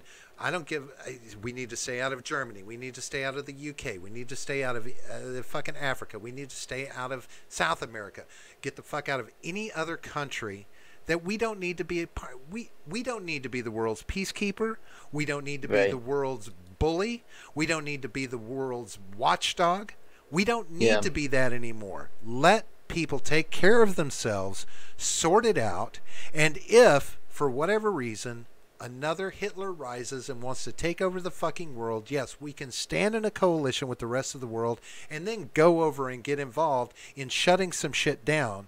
But otherwise, stop trying to dictate how the world runs, because that's all we really fucking do most of the time, in my opinion. we want to institute democracies in other countries. And it's like, other we haven't even got ours working right. Not only that, but yeah, we want democracy and we can hardly do it right, you know, and a lot of the countries that we try to give democracy don't want it. Do you really think that would happen, Seawall? I mean, he says if the USA were to start to pull that little strategy, Europe would overnight make it illegal to criticize the USA and beg Big Brother America to keep them safe. I mean, I mean, I do think so. Oh no, I think no, I think they would try to stubbornly like form their little EU army, and then like go broke shortly afterwards, and then tax their people so much to pay for it, and then have tons of riots, and then they would beg us to come back and help them. I mean, I would honestly ask the question. You know, I would love to have a poll from around the world. How many countries really want America on their soil, right? With military bases, with dabbling in their bullshit. Well, Europe for sure wants us there. Japan enjoys us being there. We bring a ton of tourism between like our soldiers stationed there and then their families coming and all that kind of stuff. We've westernized Japan quite a bit since we've been having bases there. So if we weren't in Europe, do we honestly believe that Russia would just go ahead and try and take over Europe if we weren't there? I don't think so. Just because like, at least not like Western Europe. They might try taking some of the old Soviet countries that are in Eastern Europe, but I don't think they would try and go for Western. I mean, Japan has quietly asked the U.S. not to send over black soldiers. Because the women can't handle the black Alabama black snake is what it's called. Yeah, right. No BBC for you. Yeah. Yeah. I don't know. Are there enough countries that are scared of the big bad wolves in their backyards that they do want us there to just keep us there? I mean, and honestly, do we want to still sit around and just be everybody's bodyguard? I mean, that's not our job. Because the price of us bodyguarding me is us being in your shit and trying to dictate how you do shit. Right. I mean, absolutely, yeah. Oh, it's the rape actually, and I can understand that. I agree with Seawall. There's good reason. It's not racist. It's just things happen. I mean, after enough of a certain thing happens, right? I disavow. You're not dragging me down with you. I disavow. You disavow. Yeah. Hey, I don't make the rules. I don't make the stereotypes. I'm not saying anything. I'm just saying. Disavow. I like beaded necklaces. I disavow. Let the world fucking burn. And I agree. Let them sort out. If they don't come knocking on our fucking door. Yeah. Well, I think it was really after the first two world wars where we're like, all right, guys, obviously you guys can't handle this on your own. So every time we got to come and save your asses. We're just going to keep it that way. I think that's really what happened. I mean, when it comes to NATO, I don't have a problem with the U.S. pulling out of NATO. What I have What I have a problem with UN we should stay in for a little while. I have a problem with NATO. I have a problem with insulting everybody on the way out. No, fuck that. No, I'm saying if you there's a diplomatic way to pull out, right? And there's a shitty way to pull out. It's like your boyfriend. If you have a boyfriend and he sits there and he like texts you, we're breaking up, or he does it nicely to your face. There's a difference there, right? One's insulting, the other is not. There's a way to handle Why would I have a boyfriend, though? I'm sorry, John. I didn't mean to out you. It's one of those things. There's a dignified way to do it. If you're going to pull out. That's great. Don't shit on everybody on your way out the door. Oh, you guys are a piece of shit. So, you don't pay your money. You don't pay your rent. So fuck you. We're leaving. Yeah. Fuck you. Yeah. We'll see you at the UN. It's like, hey, we need to go do our own thing. Let's just, hey, it's not you. It's us. We need to go do our own. Well, no, it is them though. That's why we say fuck you on the way out. Right. So you piss them off. Because it is them. Right. If someone's draining your bank account all the time or not paying their part of the rent, yeah, you can tell them to fuck off. You know what though? The only problem I have with that is that we've allowed it. Right. It's like, so don't be surprised if it's happening. Right. Don't be surprised if somebody keeps doing what you've allowed them to do. It's like your kid. They're going to sit and play video games for 10 hours straight as long as you allow them to. Yeah. Why probably. haven't, it's not Trump's fault that people didn't take a harder stance about the money that should have been put into all these, into NATO. But, don't be surprised that they're doing it. And yes, I'm glad he's drawing a line and he's saying, hey, you need to put in more, but don't be fucking insulting about it. I mean, that's what diplomacy is about. Well, I guarantee if they do what he wants, he'll start being nice to them. That's how he works. He berates you until you start doing the thing he wants you to do, and then he treats you nice. Until you fuck it up again. I mean, if it's a country that says fuck you to us, okay, fine. Yeah, go ahead and say fuck you to them back. Oh, they all do. They talk shit about us all the time. We talk shit about everybody else. Right. So it's all just a shit talk fest. Nothing. Right. It doesn't matter. None of it matters. Let's get the fuck out and make America America again. Make America great again. No, make America American. Ma! Right? It should be ma. Yeah. I mean, Trump would be awesome for this country if the world weren't involved. If the rest of the world wasn't around. If we weren't involved in the rest of the world. If we didn't have to have that bullshit going on, Trump would actually probably be a really good president here in the United States. If the whole world was America. Huh? If America was the whole world. No, I'm just saying if he only had to focus on America, I think he could do great things here. But it's when he starts getting into all this other bullshit around the world. And no, fuck Canada. We don't need Canada. Fuck Canada. We have to annex most of Canada. Well, isn't most of Canada empty anyway? I mean, yeah, exactly. It's like we could just move up there most of the time. It was Canada's funny. Just American expansion pack. They're not necessary. They're just DLC. I did love how he was talking when he was talking about Canada. He was talking about our other borders, and he's like, "Oh, well, these other borders like Canada have, borders, border protection that's been built over millions and millions of years with, the mountains and this and that, and great structures. The topography, yeah. Like Canada's dying to get down here." There's not that many of them flowing over the border that we would even need protection from them, right? I don't trust anyone that's that polite. They're up to something. Yeah, they're just saying. They're way too polite for their own good. Yeah, I'm waiting on the nuclear maple bomb. It's like a maple syrup, like nuclear weapon. I mean, if Canada was going to invade, they would, I would expect that they would probably do it in barrels over Niagara Falls, and we've seen how that turns out. I've been to that museum that's over there. There's a whole museum about people getting in barrels and going over the falls. It was really cool. But But then they don't encourage it, right? They make a whole museum about it, glorifying these people who have done it, and then they're like, yeah, don't do it though. And I have that opinion, and I still don't understand what's wrong with being a nationalist. So wait one second though. Michael Vega in the chat, you joke about maple gangs, but it's a real thing. Like I forget when it was, but there was a warehouse full of maple syrup that got robbed and then sold on the black market like a few years ago. Why the fuck would you have to do that? Do they not have? I don't. I'm sure you're not joking, but I mean.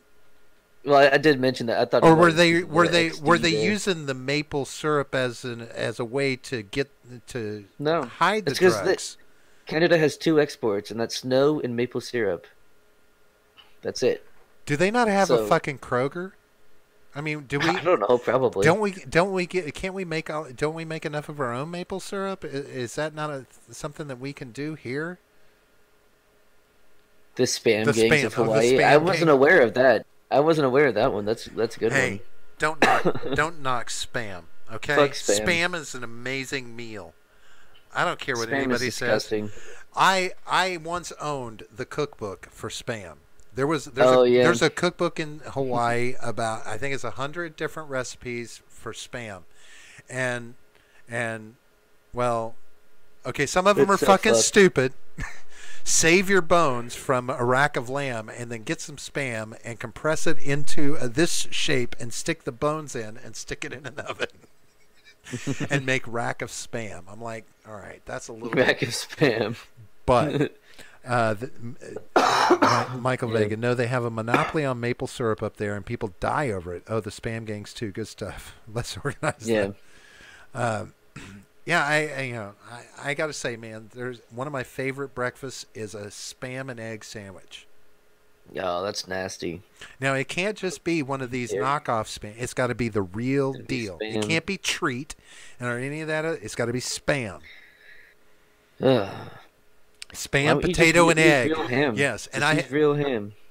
No, fuck Spam. Real ham is what you need. No, Spam. There's a flavor to Spam that you can't get salt. from any other non-meat. Yeah, it's called salt. Yeah, it's called but it's the way of salt. it blends with those particles of once upon a time meat that is just amazing. It's a guilty pleasure, John. Spam is people. No, that's what I like. Spam is people. Chicken fried steak, eggs, hash browns, and waffles is best breakfast, and y'all know it. Chicken fried steak, I have to disagree. Yeah. No, fuck you. You are wrong. No, that is objectively the best. There once was the best breakfast ever, and it is no longer available. And it was the chopped steak and eggs and hash browns served up by the Waffle House. That chopped steak and egg I agree plate. with you, Seawall. What the fuck? That's fucked up. I agreed with you. And now apparently I'm wrong. And it's a hashtag too, so you know it's official. Yep. Hashtag Uniposer. Hashtag John is wrong. Yeah, I don't have the Uniposer jacket on right now. I can't flip my hood. Oh, he got peeps mixed up. Wait a goddamn minute. How dare you? I don't look anything like Robert. That's so fucked. Just outside of Lubbock. I don't know what a Lubbock is.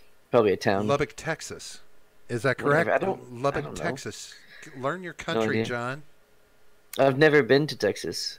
Neither. Well, I've been once, but it sure as fuck wasn't in Lubbock. But I've flown over it. Listen to some goddamn. Oh, look at that! Now the hashtag is Rob is wrong. Yeah, my name's not Rob anyway, so I'm good. Yeah, call him Robbie. He loves that. No, he doesn't. Yeah, it'll be fun. Don't make me eat this gingerbread cookie on air. Oh no, don't do it. Whatever you do. It is a German cookie, and I have to say Germany makes great cookies. Props to Germany. But, yeah, I don't know. Russia. Maduro.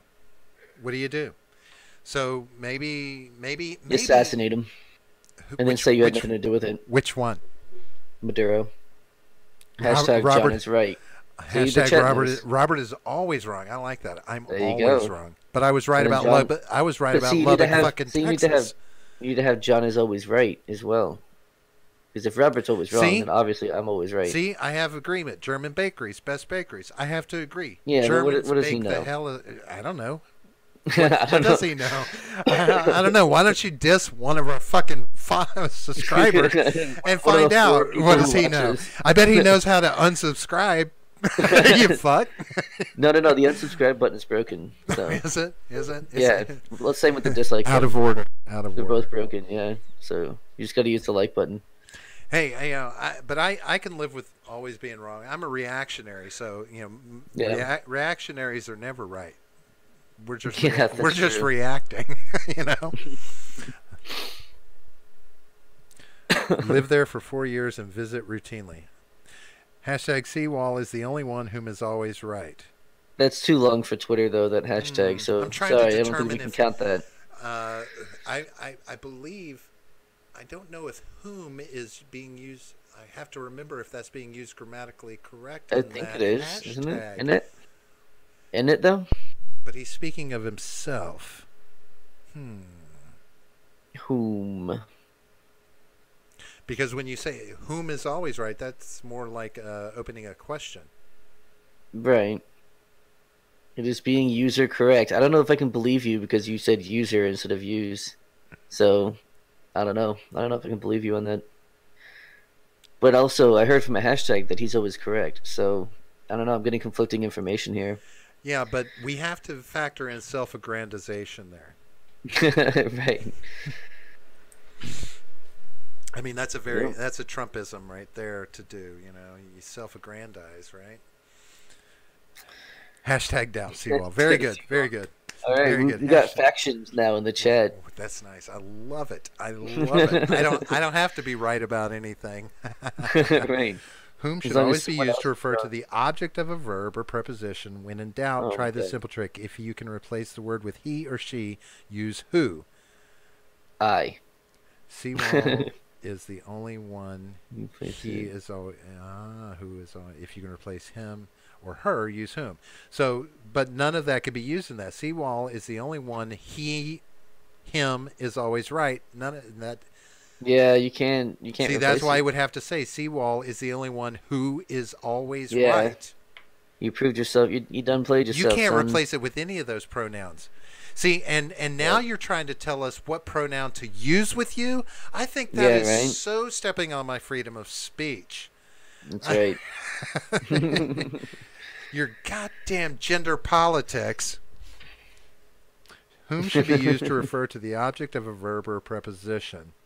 Okay. What was the verb? This is Grammar, the podcast.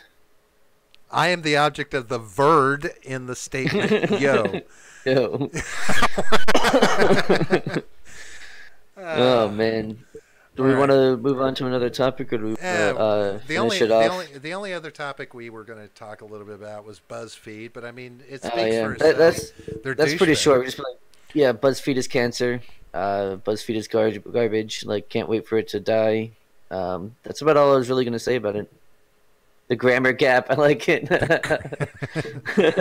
Always right is not an action. Very good, Michael Vega. So see, now if Seawall, if you're a shitty typer, then that means your typing is not always right, which means also, in effect that Seawall is not always right. Oh, yeah, there you go. He has. Am I correct here? Is my logic stream? Learn to code back at Blue Checks. You know what's funny? I was meant to bring this up during that, during this following segment that we're not going to do now. But I responded to like an article that Buzzfeed put out like just before we went on the air, and when I looked at it again, as I said, it was something like 19 employees who should find another job, and I was like, they should have learned to code. And then I went back like 2 minutes later, and the article was gone. The article or your tweet? The article was gone. No, my tweet was still there. I could still view it. Oh, it was just the article is gone. They pulled the article. Yeah, I don't know why. It was like one of their stupid little like lists of pictures of people fucking up. Now this is kind of funny. Sewell says, "I know how to code, but doesn't coding require typing?" It does, and it requires precise typing. Apparently BuzzFeed makes good cookwares. Oh, and I did look something up. Apparently that 15% of employees they laid off actually equated to almost 200 people. That was impressive. There's going to be a lot of new coders coming into the workforce. More than the 15 we thought. Yes, I can correct. Oh, man. Wow.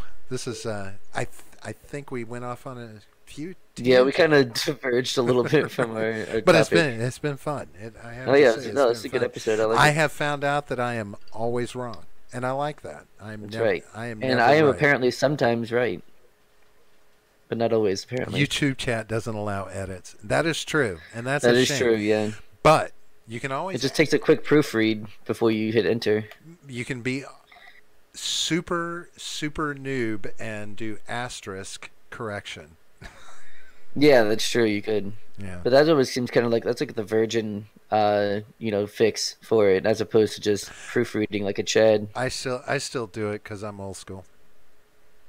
Oh yeah. Hey, see, good budget cutlery. I'm going to say this right now. The best cutlery, I believe, Henkel. What is it? I got Henkel's, J. Henkel's. I don't know. Knives from Germany. Best knives. American cutlery is pretty good. Yeah. Best knives I've ever used. I've got a set. My set is in there. $200, and I've had them for 20 years. Yeah, Still damn. sharp as a tack. Of course, you sharpen them, but same knives I've been using for the last 20 years. Yeah. I wouldn't trade them for a thing. News: Diocese of Covington released a statement apologizing to Nick Salmon and Covington Catholic families for allowing themselves to be bullied and pressured into making a statement prematurely. Yeah. Bullied into making a statement. They were. Prematurely. Yeah, absolutely they were. Were they? Were they Yes, bullied? They were bullied. Yes, absolutely. 100% they were bullied. By the media or by social media? By the media and by the social media, yeah, all that. They were absolutely bullied. So social media is a bully, like I've always said. Yes. Yes, social media is a bully. So Yes. we need to destroy social media. No, we just need to hold people accountable when they're pieces of shit. Especially when they're a verified checkmark piece of shit. Yeah.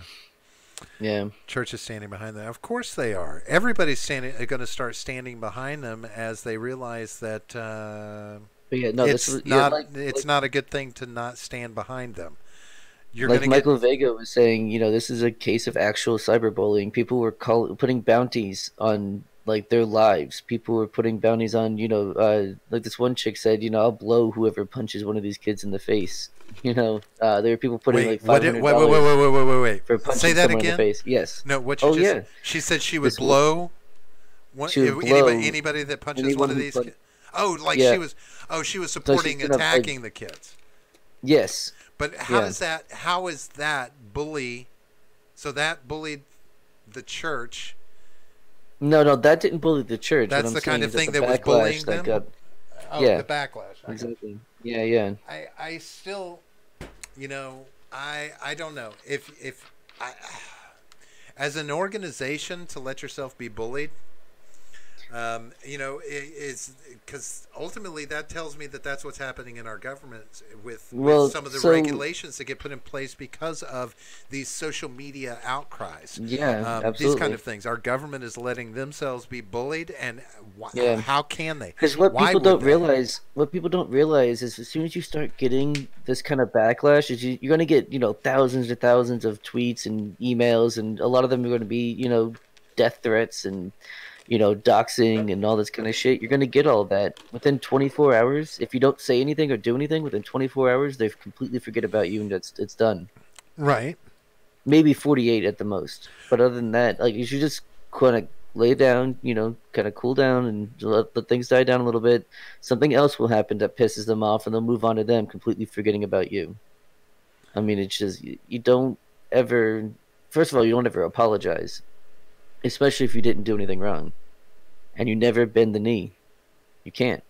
As soon as they smell that blood in the water, that's it. You're done. Your whole life is over. Well, let me ask you this.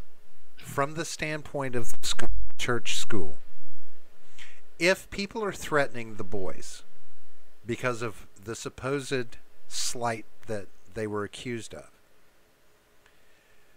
does the church not have a responsibility in the present day and age, knowing how people respond to social media outcries or the potential responses that can come when people are saying, strike out at these boys, do this, do that?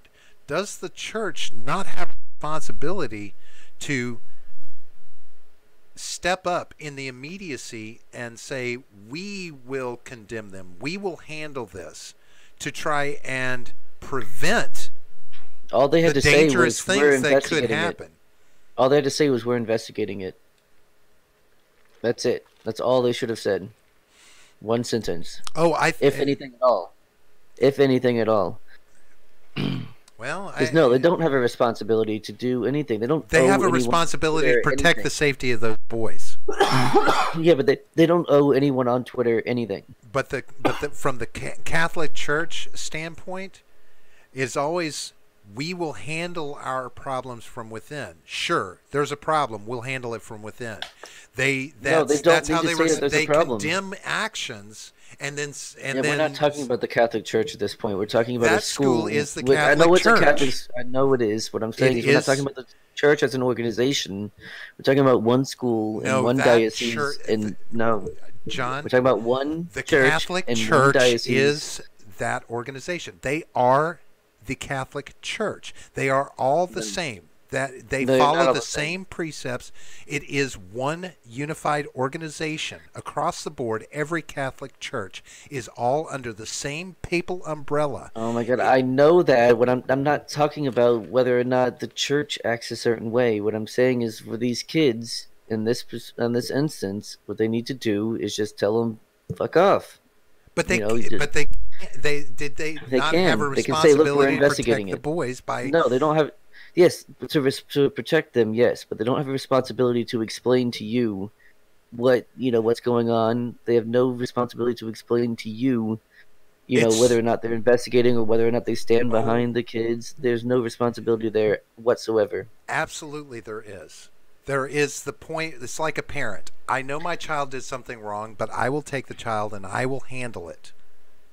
Or I see that there may have been something wrong here. I will take the child and handle it. They had to say something, right? Yes, we will investigate. To prevent. Yes, I'll talk to my child about this. That's it. That's all you say. Yeah, I'll talk to him about it. That's it. They don't.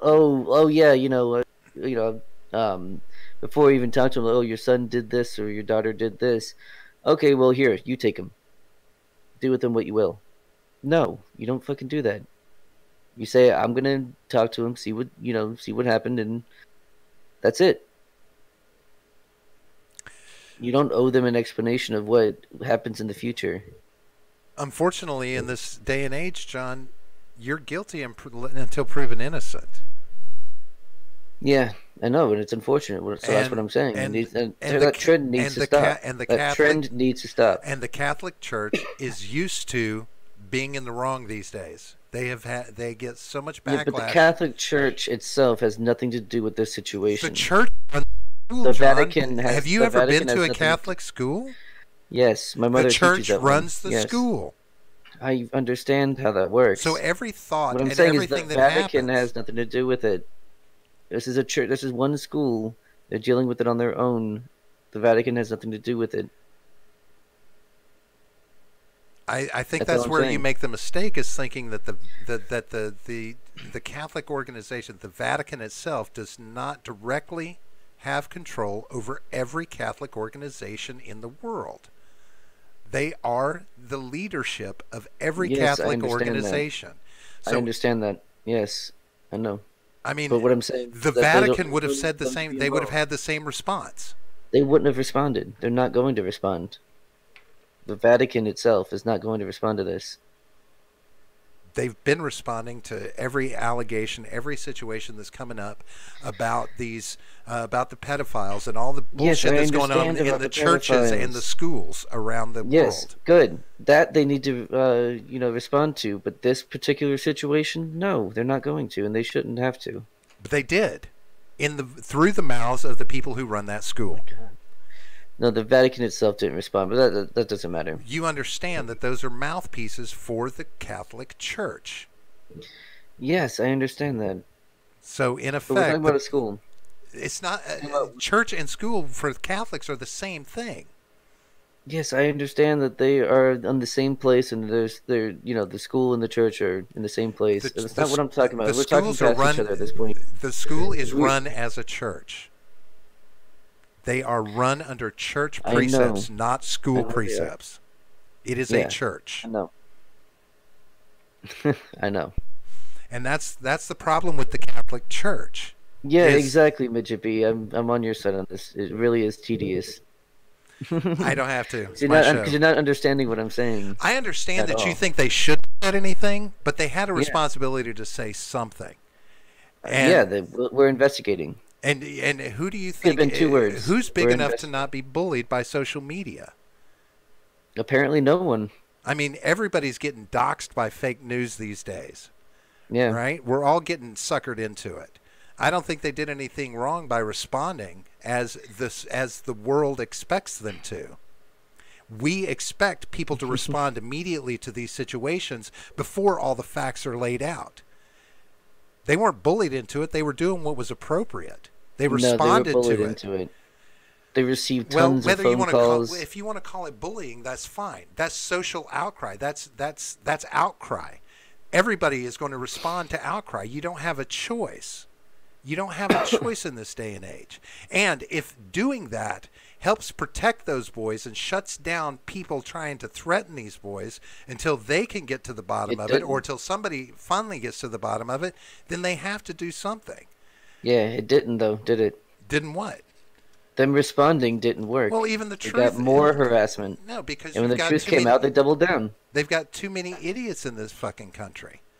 Right. This so instead country of is giving made in to them, you tell them to fuck off. You can't tell. We're looking into it. The church can't tell people to fuck off. Exactly those words. They do a little bit more tactfully, but it's essentially the same thing. But if our own government isn't going to do it, why would anybody else?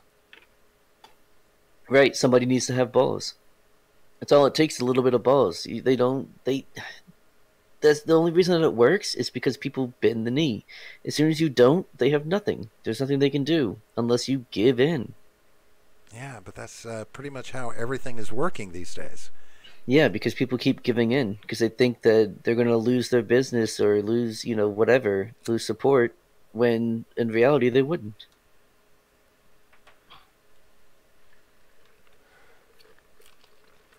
Yeah, I don't know that there's anybody that's got the spine to shut down all the bullshit that's going on in this country, Midget. It's not possible. Yeah. There's too much of it. It's everybody's got too much of their own self-interest at heart to put any of it to bed. I mean, people are feeling the need to respond to everything because they don't have a choice. I mean, all of this outcry over every little fucking thing is forcing response. Even our own government capitulates to this on a consistent basis. Well, it's because it's the politicians, in the government are doing this too. So, right. I mean, yeah, it's all over the place. It's everywhere. And if it just takes people to tell them to shut the fuck up and fuck off. That's all it takes. But no one will do it, and I really don't know why. Well, I thought that's what Trump was supposed to do. But he's been very successful with it too. Anything they try and get to stick with him just slides right off. Well, when you're talking about him in particular, the scandals and stuff, I'm not talking about that. I'm talking about policies and things that are still happening. This outcry from social media that has impact from our government. Exactly what Midget B said, and I quote, "We understand your concerns. We've investigated the matter and have come to the conclusion, go fuck yourself." Exactly. That's exactly how you handle that. Well done. Right. That's the way it needs to go. And then they turn it into hate. That's hate speech. That's fine. Let them tell their own echo chamber that it's hate speech. That's fine. They're not gonna. But hate speech. I mean, look at what has happened to hate speech in the UK. I mean, they have laws about that. That's gone fucking overboard, and it's happening here, and it's starting to happen here. It's starting to happen here. We're on the same path. It's because people bend the knee, and it's at the top is bending the knee from the top down. We're seeing it. And I'm not going to read your comment, but I do agree, Sewell. I do agree. Helicopter. What are those? I just don't want to be. Just don't worry about it. And the UK is definitely a shit show. Right. The UK is a shit show, and we are previewing the show right here, getting ready to go into the same fucking thing. The difference is we have a constitution. They do not. We have a protected right to free speech. They do not have that. That is the major difference. That's why it hasn't happened here yet. Well, I disagree that our freedom of speech is anything like it's intended to be anymore. I mean, we have large factions in this country that are starting to try to shut down, are constantly trying to shut down free speech on every side.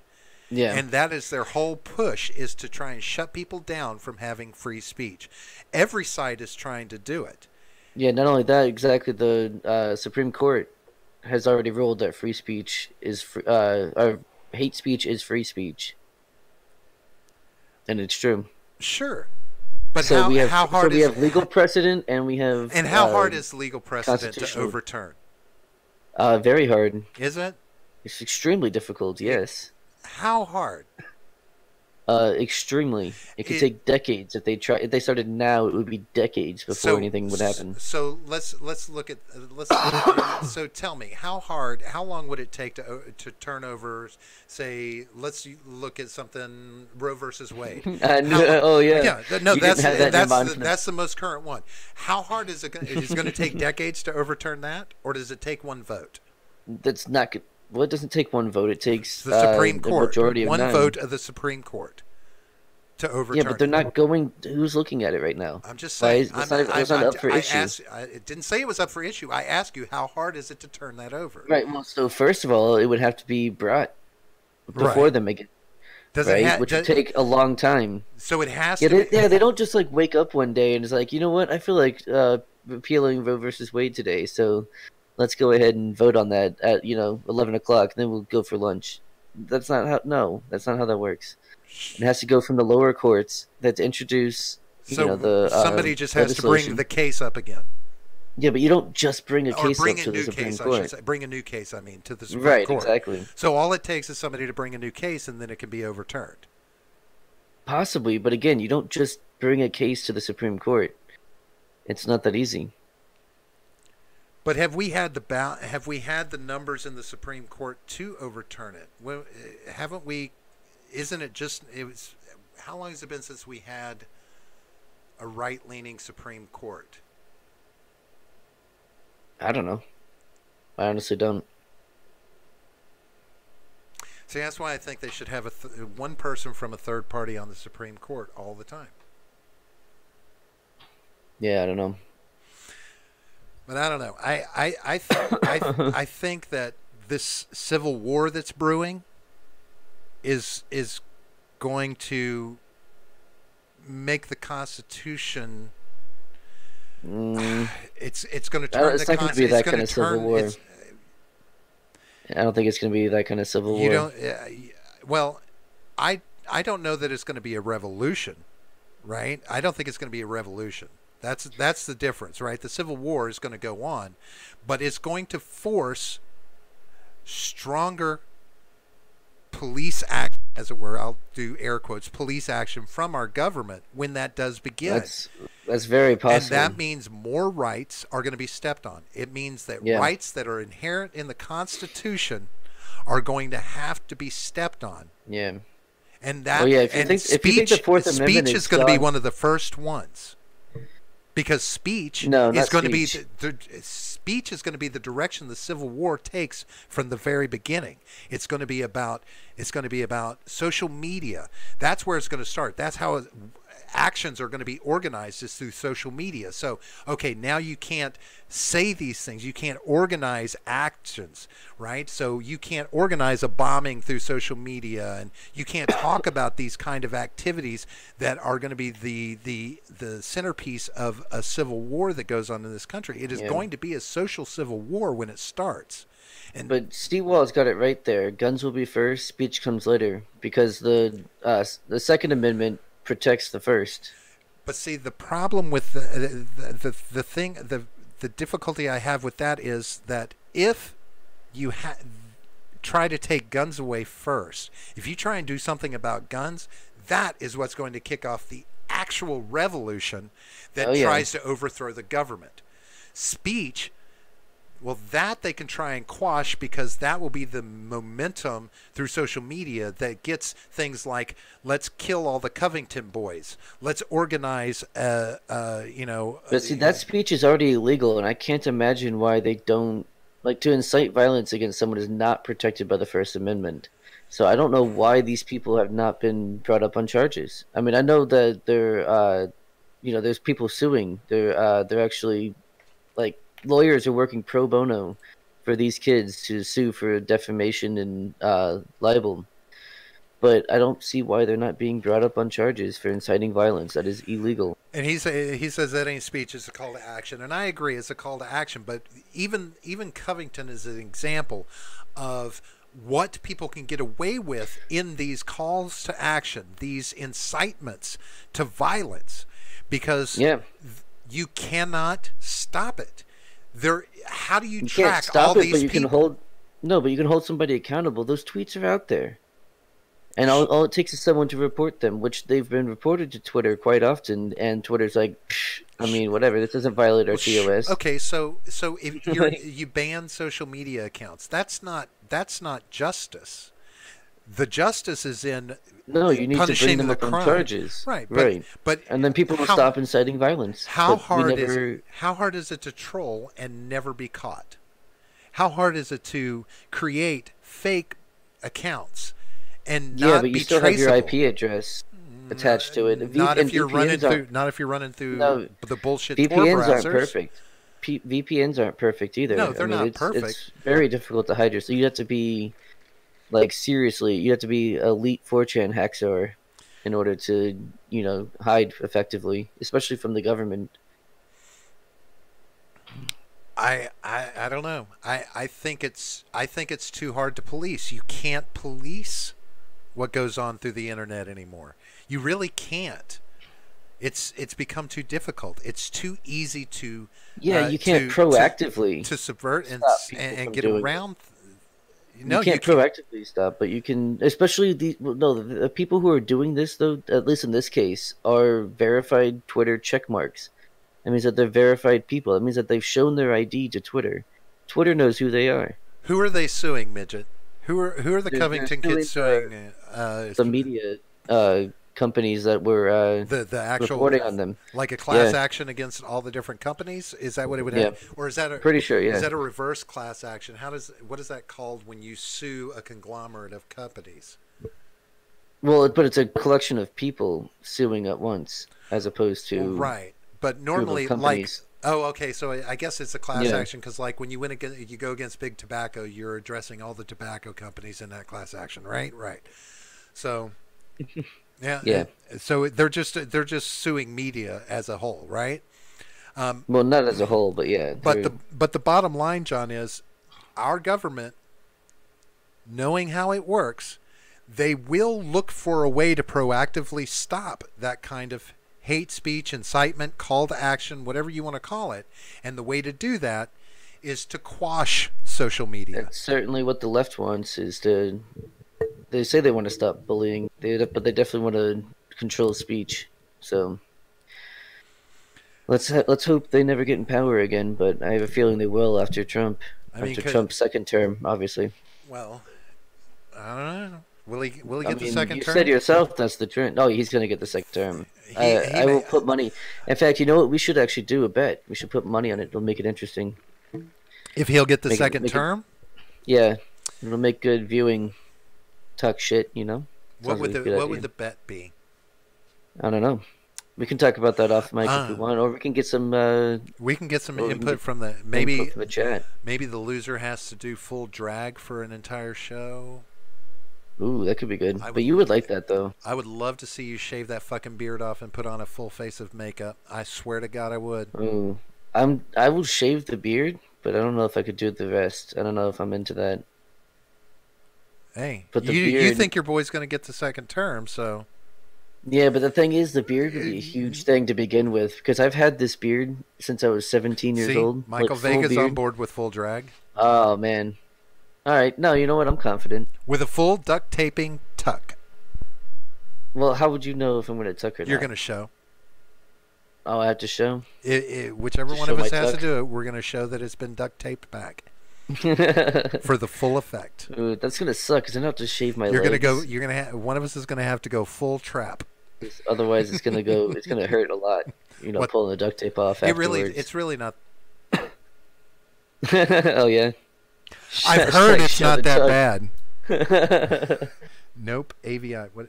Hashtag show the time. Nope.avi. Yeah. What? Nope.avi. What is that? It's like an image file, or is it like a sound file? I know what an AVI is, but what? I thought that was a meme. Oh, it's a meme. I gotcha. Yeah. Say nope, not JPEG, or like, yeah. I'm not meme It's capable. a 4chan meme. 4chan. God, every time I hear that, though, I just picture 4 little Asian guys sitting around. Well, that's how it started. Trolling the rest of the world. 4 little Asian guys trolling the rest of the world. 4chans. Yeah. Yeah, there's a whole story about, 4chan and, yeah. I don't know. It was like 2chan, then it became like 3chan, and then 4chan. Now they have like Infinity Chan and like 8chan and all that kind of shit. Well, I will say, will he get the second term? I will say I don't think he will be able. I don't think he will get a second term. Only because he's still got 2 more years to continue fucking up his chances. Yeah, I don't think he's going to. I really think he's got it in the bag.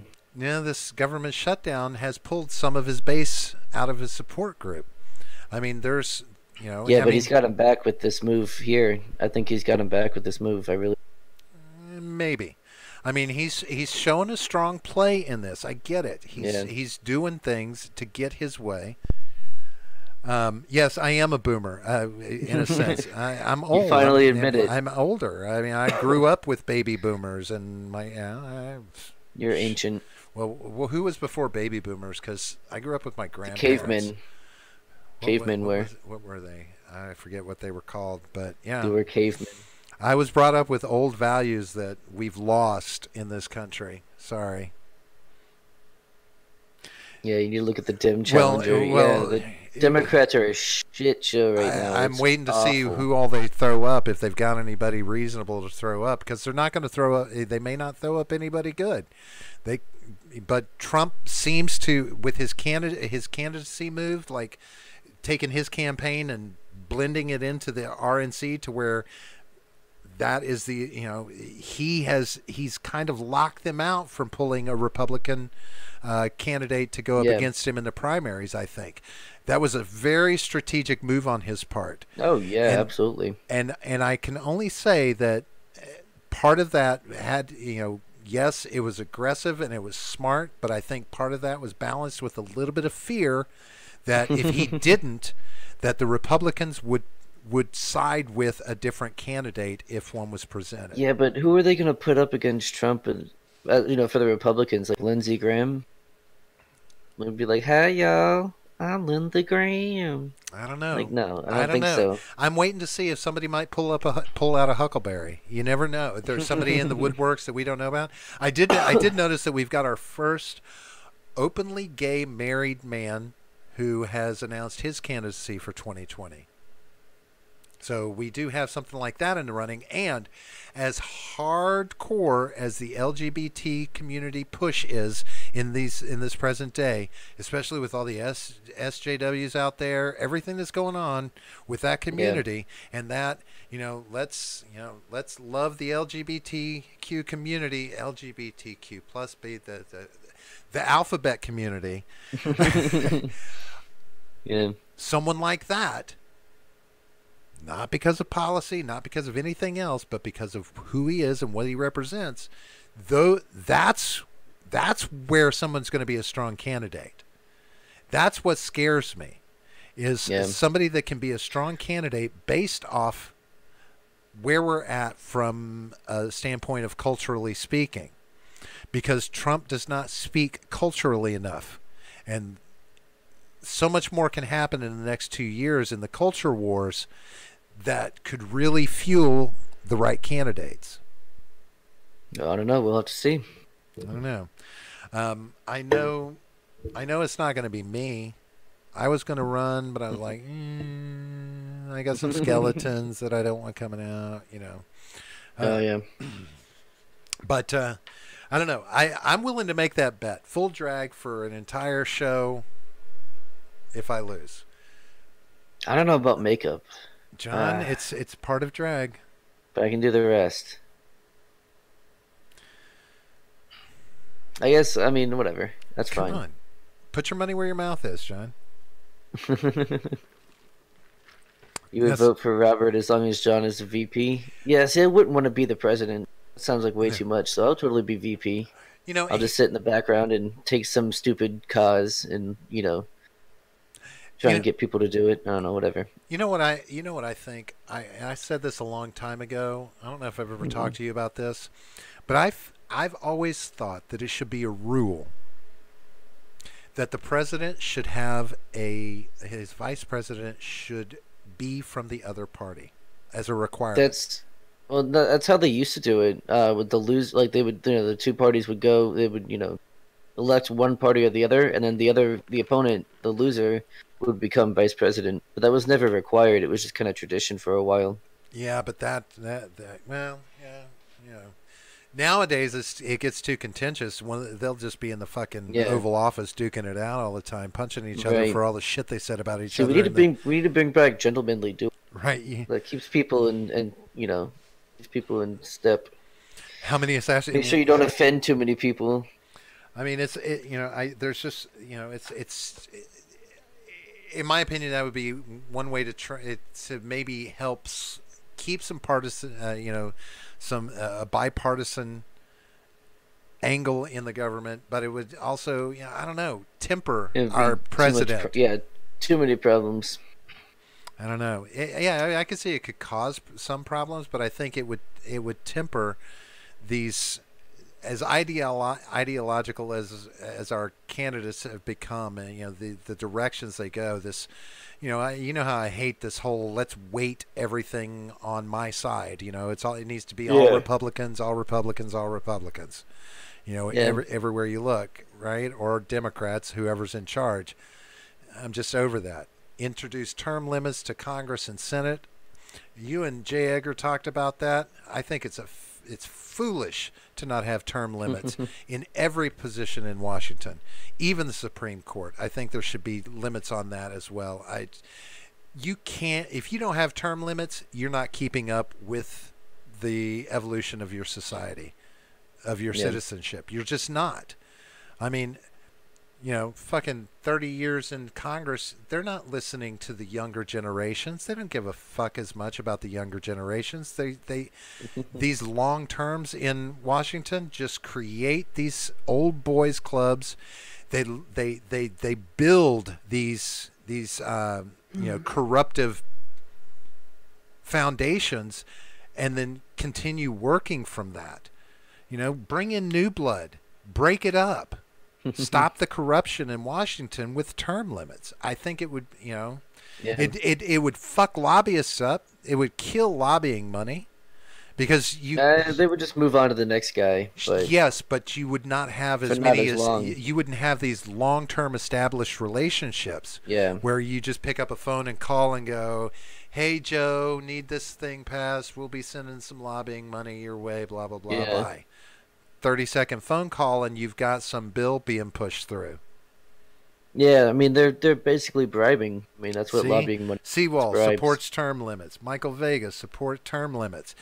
Yeah. It's a necessity, and I honestly believe it needs to be done in the Supreme Court. Fuck this judge for life bullshit. You know? I mean, it's screwed up because like right now, Ruth Bader Ginsburg dies in the next 2 years, and we will have a Republican, just a Republican-centric Supreme Court that's going to last for another 20-plus years because, unless somebody gets hit on the head with a brick, right? I mean, it's something untoward happens. Yeah, she did die like 10 years ago, to be fair. Fox News reported she was dead the other day by accident. Really? They put up a thing. They put up something on one of their broadcasts, but they actually put up one of maybe it was an accident, one of these things, because they have all these things in reserve for when they need them, right? They probably already but they prepared accidentally it, put something up that said Ruth Bader Ginsburg had died. That's awesome. And giving the selection of senators back to state senates with the right of the people of the state to recall. Absolutely, Seawall. Yeah. States, oh, God. That's right. It's almost like states should have the rights that they're supposed to have due to the 10th Amendment. How crazy is that? Oh, man. What an insane thing to happen. So, how did we what did we do that we let it get this bad? No one cared. It just happened little by little until it was too late. We should think about getting out of here, though. What have we done? 2.5, 3 hours now. We haven't hit 3 hours. We started at 8:30. We got plenty in us, John. Whatever. What the hell? What do you got to get your beauty sleep? Because if you've been trying, it ain't working. No, I haven't been trying. I'm in the negative on that. I've been having ugly sleep. Look at that. That's what happened to us. We elected a Democrat. Oh, God. Yeah. Wilson. Oh, the Senate voting process. Wilson. Yeah, okay. Well, I could capitulate to that opinion. Gotcha. I could go along with that to a certain extent. They're not all bad on either side. It's just, I don't know. It's too much old school. We cannot have old school in goddamn government anymore. I'm tired of it. Because they don't hold on to the values. I mean, you'd think with all these old fuckers in Washington that we would actually be holding on to values that actually made this country great. And we don't. Yep. It's a sad thing. It's a sad thing. And it's because not enough people are eating Spam. Spam made this country great, by God. And we'll make it great again. More Spam. John, I've had a good time. Yeah, it's been all right. It's You're not so bad for a white boy. Yeah, it's not been too bad. Hey, I've enjoyed this fucking chat tonight. I like having these folks going off on us. Me especially. That's good shit. I like having that.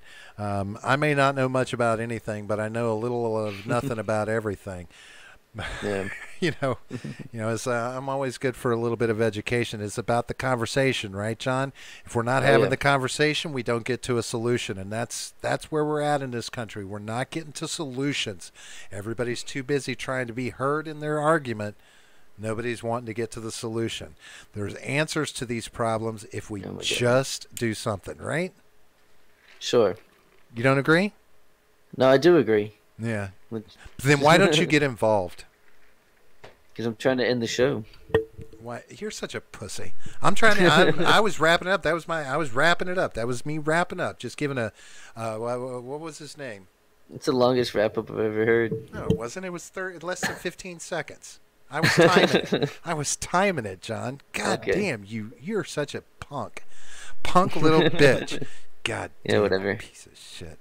But anyway, hey guys, thanks for the show going on. Yeah, right? Exactly. Right? Clearly. You talk about wanting to do like a 24-hour bender show, and it's like now you're just it's been 2.5 hours. Yeah, but there's supposed to be a break every 2 hours. Yeah. God, you're such a pussy. Hashtag punk kill bitch. Unipussy. Unipussy. Well, I hope there's only one. You don't want multiple pussies. See, the fans are demanding it. See oh, God damn it. See, they want us to keep talking. You haven't given us any super chats. You know what your problem is right now, John? I want a cigarette. That's you want a fucking cigarette. I knew it. Exactly it's got nothing to do with anything else. Yeah. Wait. Hey, I can handle longer shows. Hold on. So you mean he needs a new co-host or one of us? No, he's saying you need one. Oh, I need a new. Hey, see, well, get on your mic, get on your camera, get on your. Let's get in we'll do it in shifts. Right. I'm old. I don't need. I may need a lot of sleep, but no matter what time I go to bed, I'm gonna be up at 5:30 in the fucking morning anyway, and it keeps getting earlier every year. But anyway, no, it's been a good time. We appreciate you guys out there talking to us and being a part of this.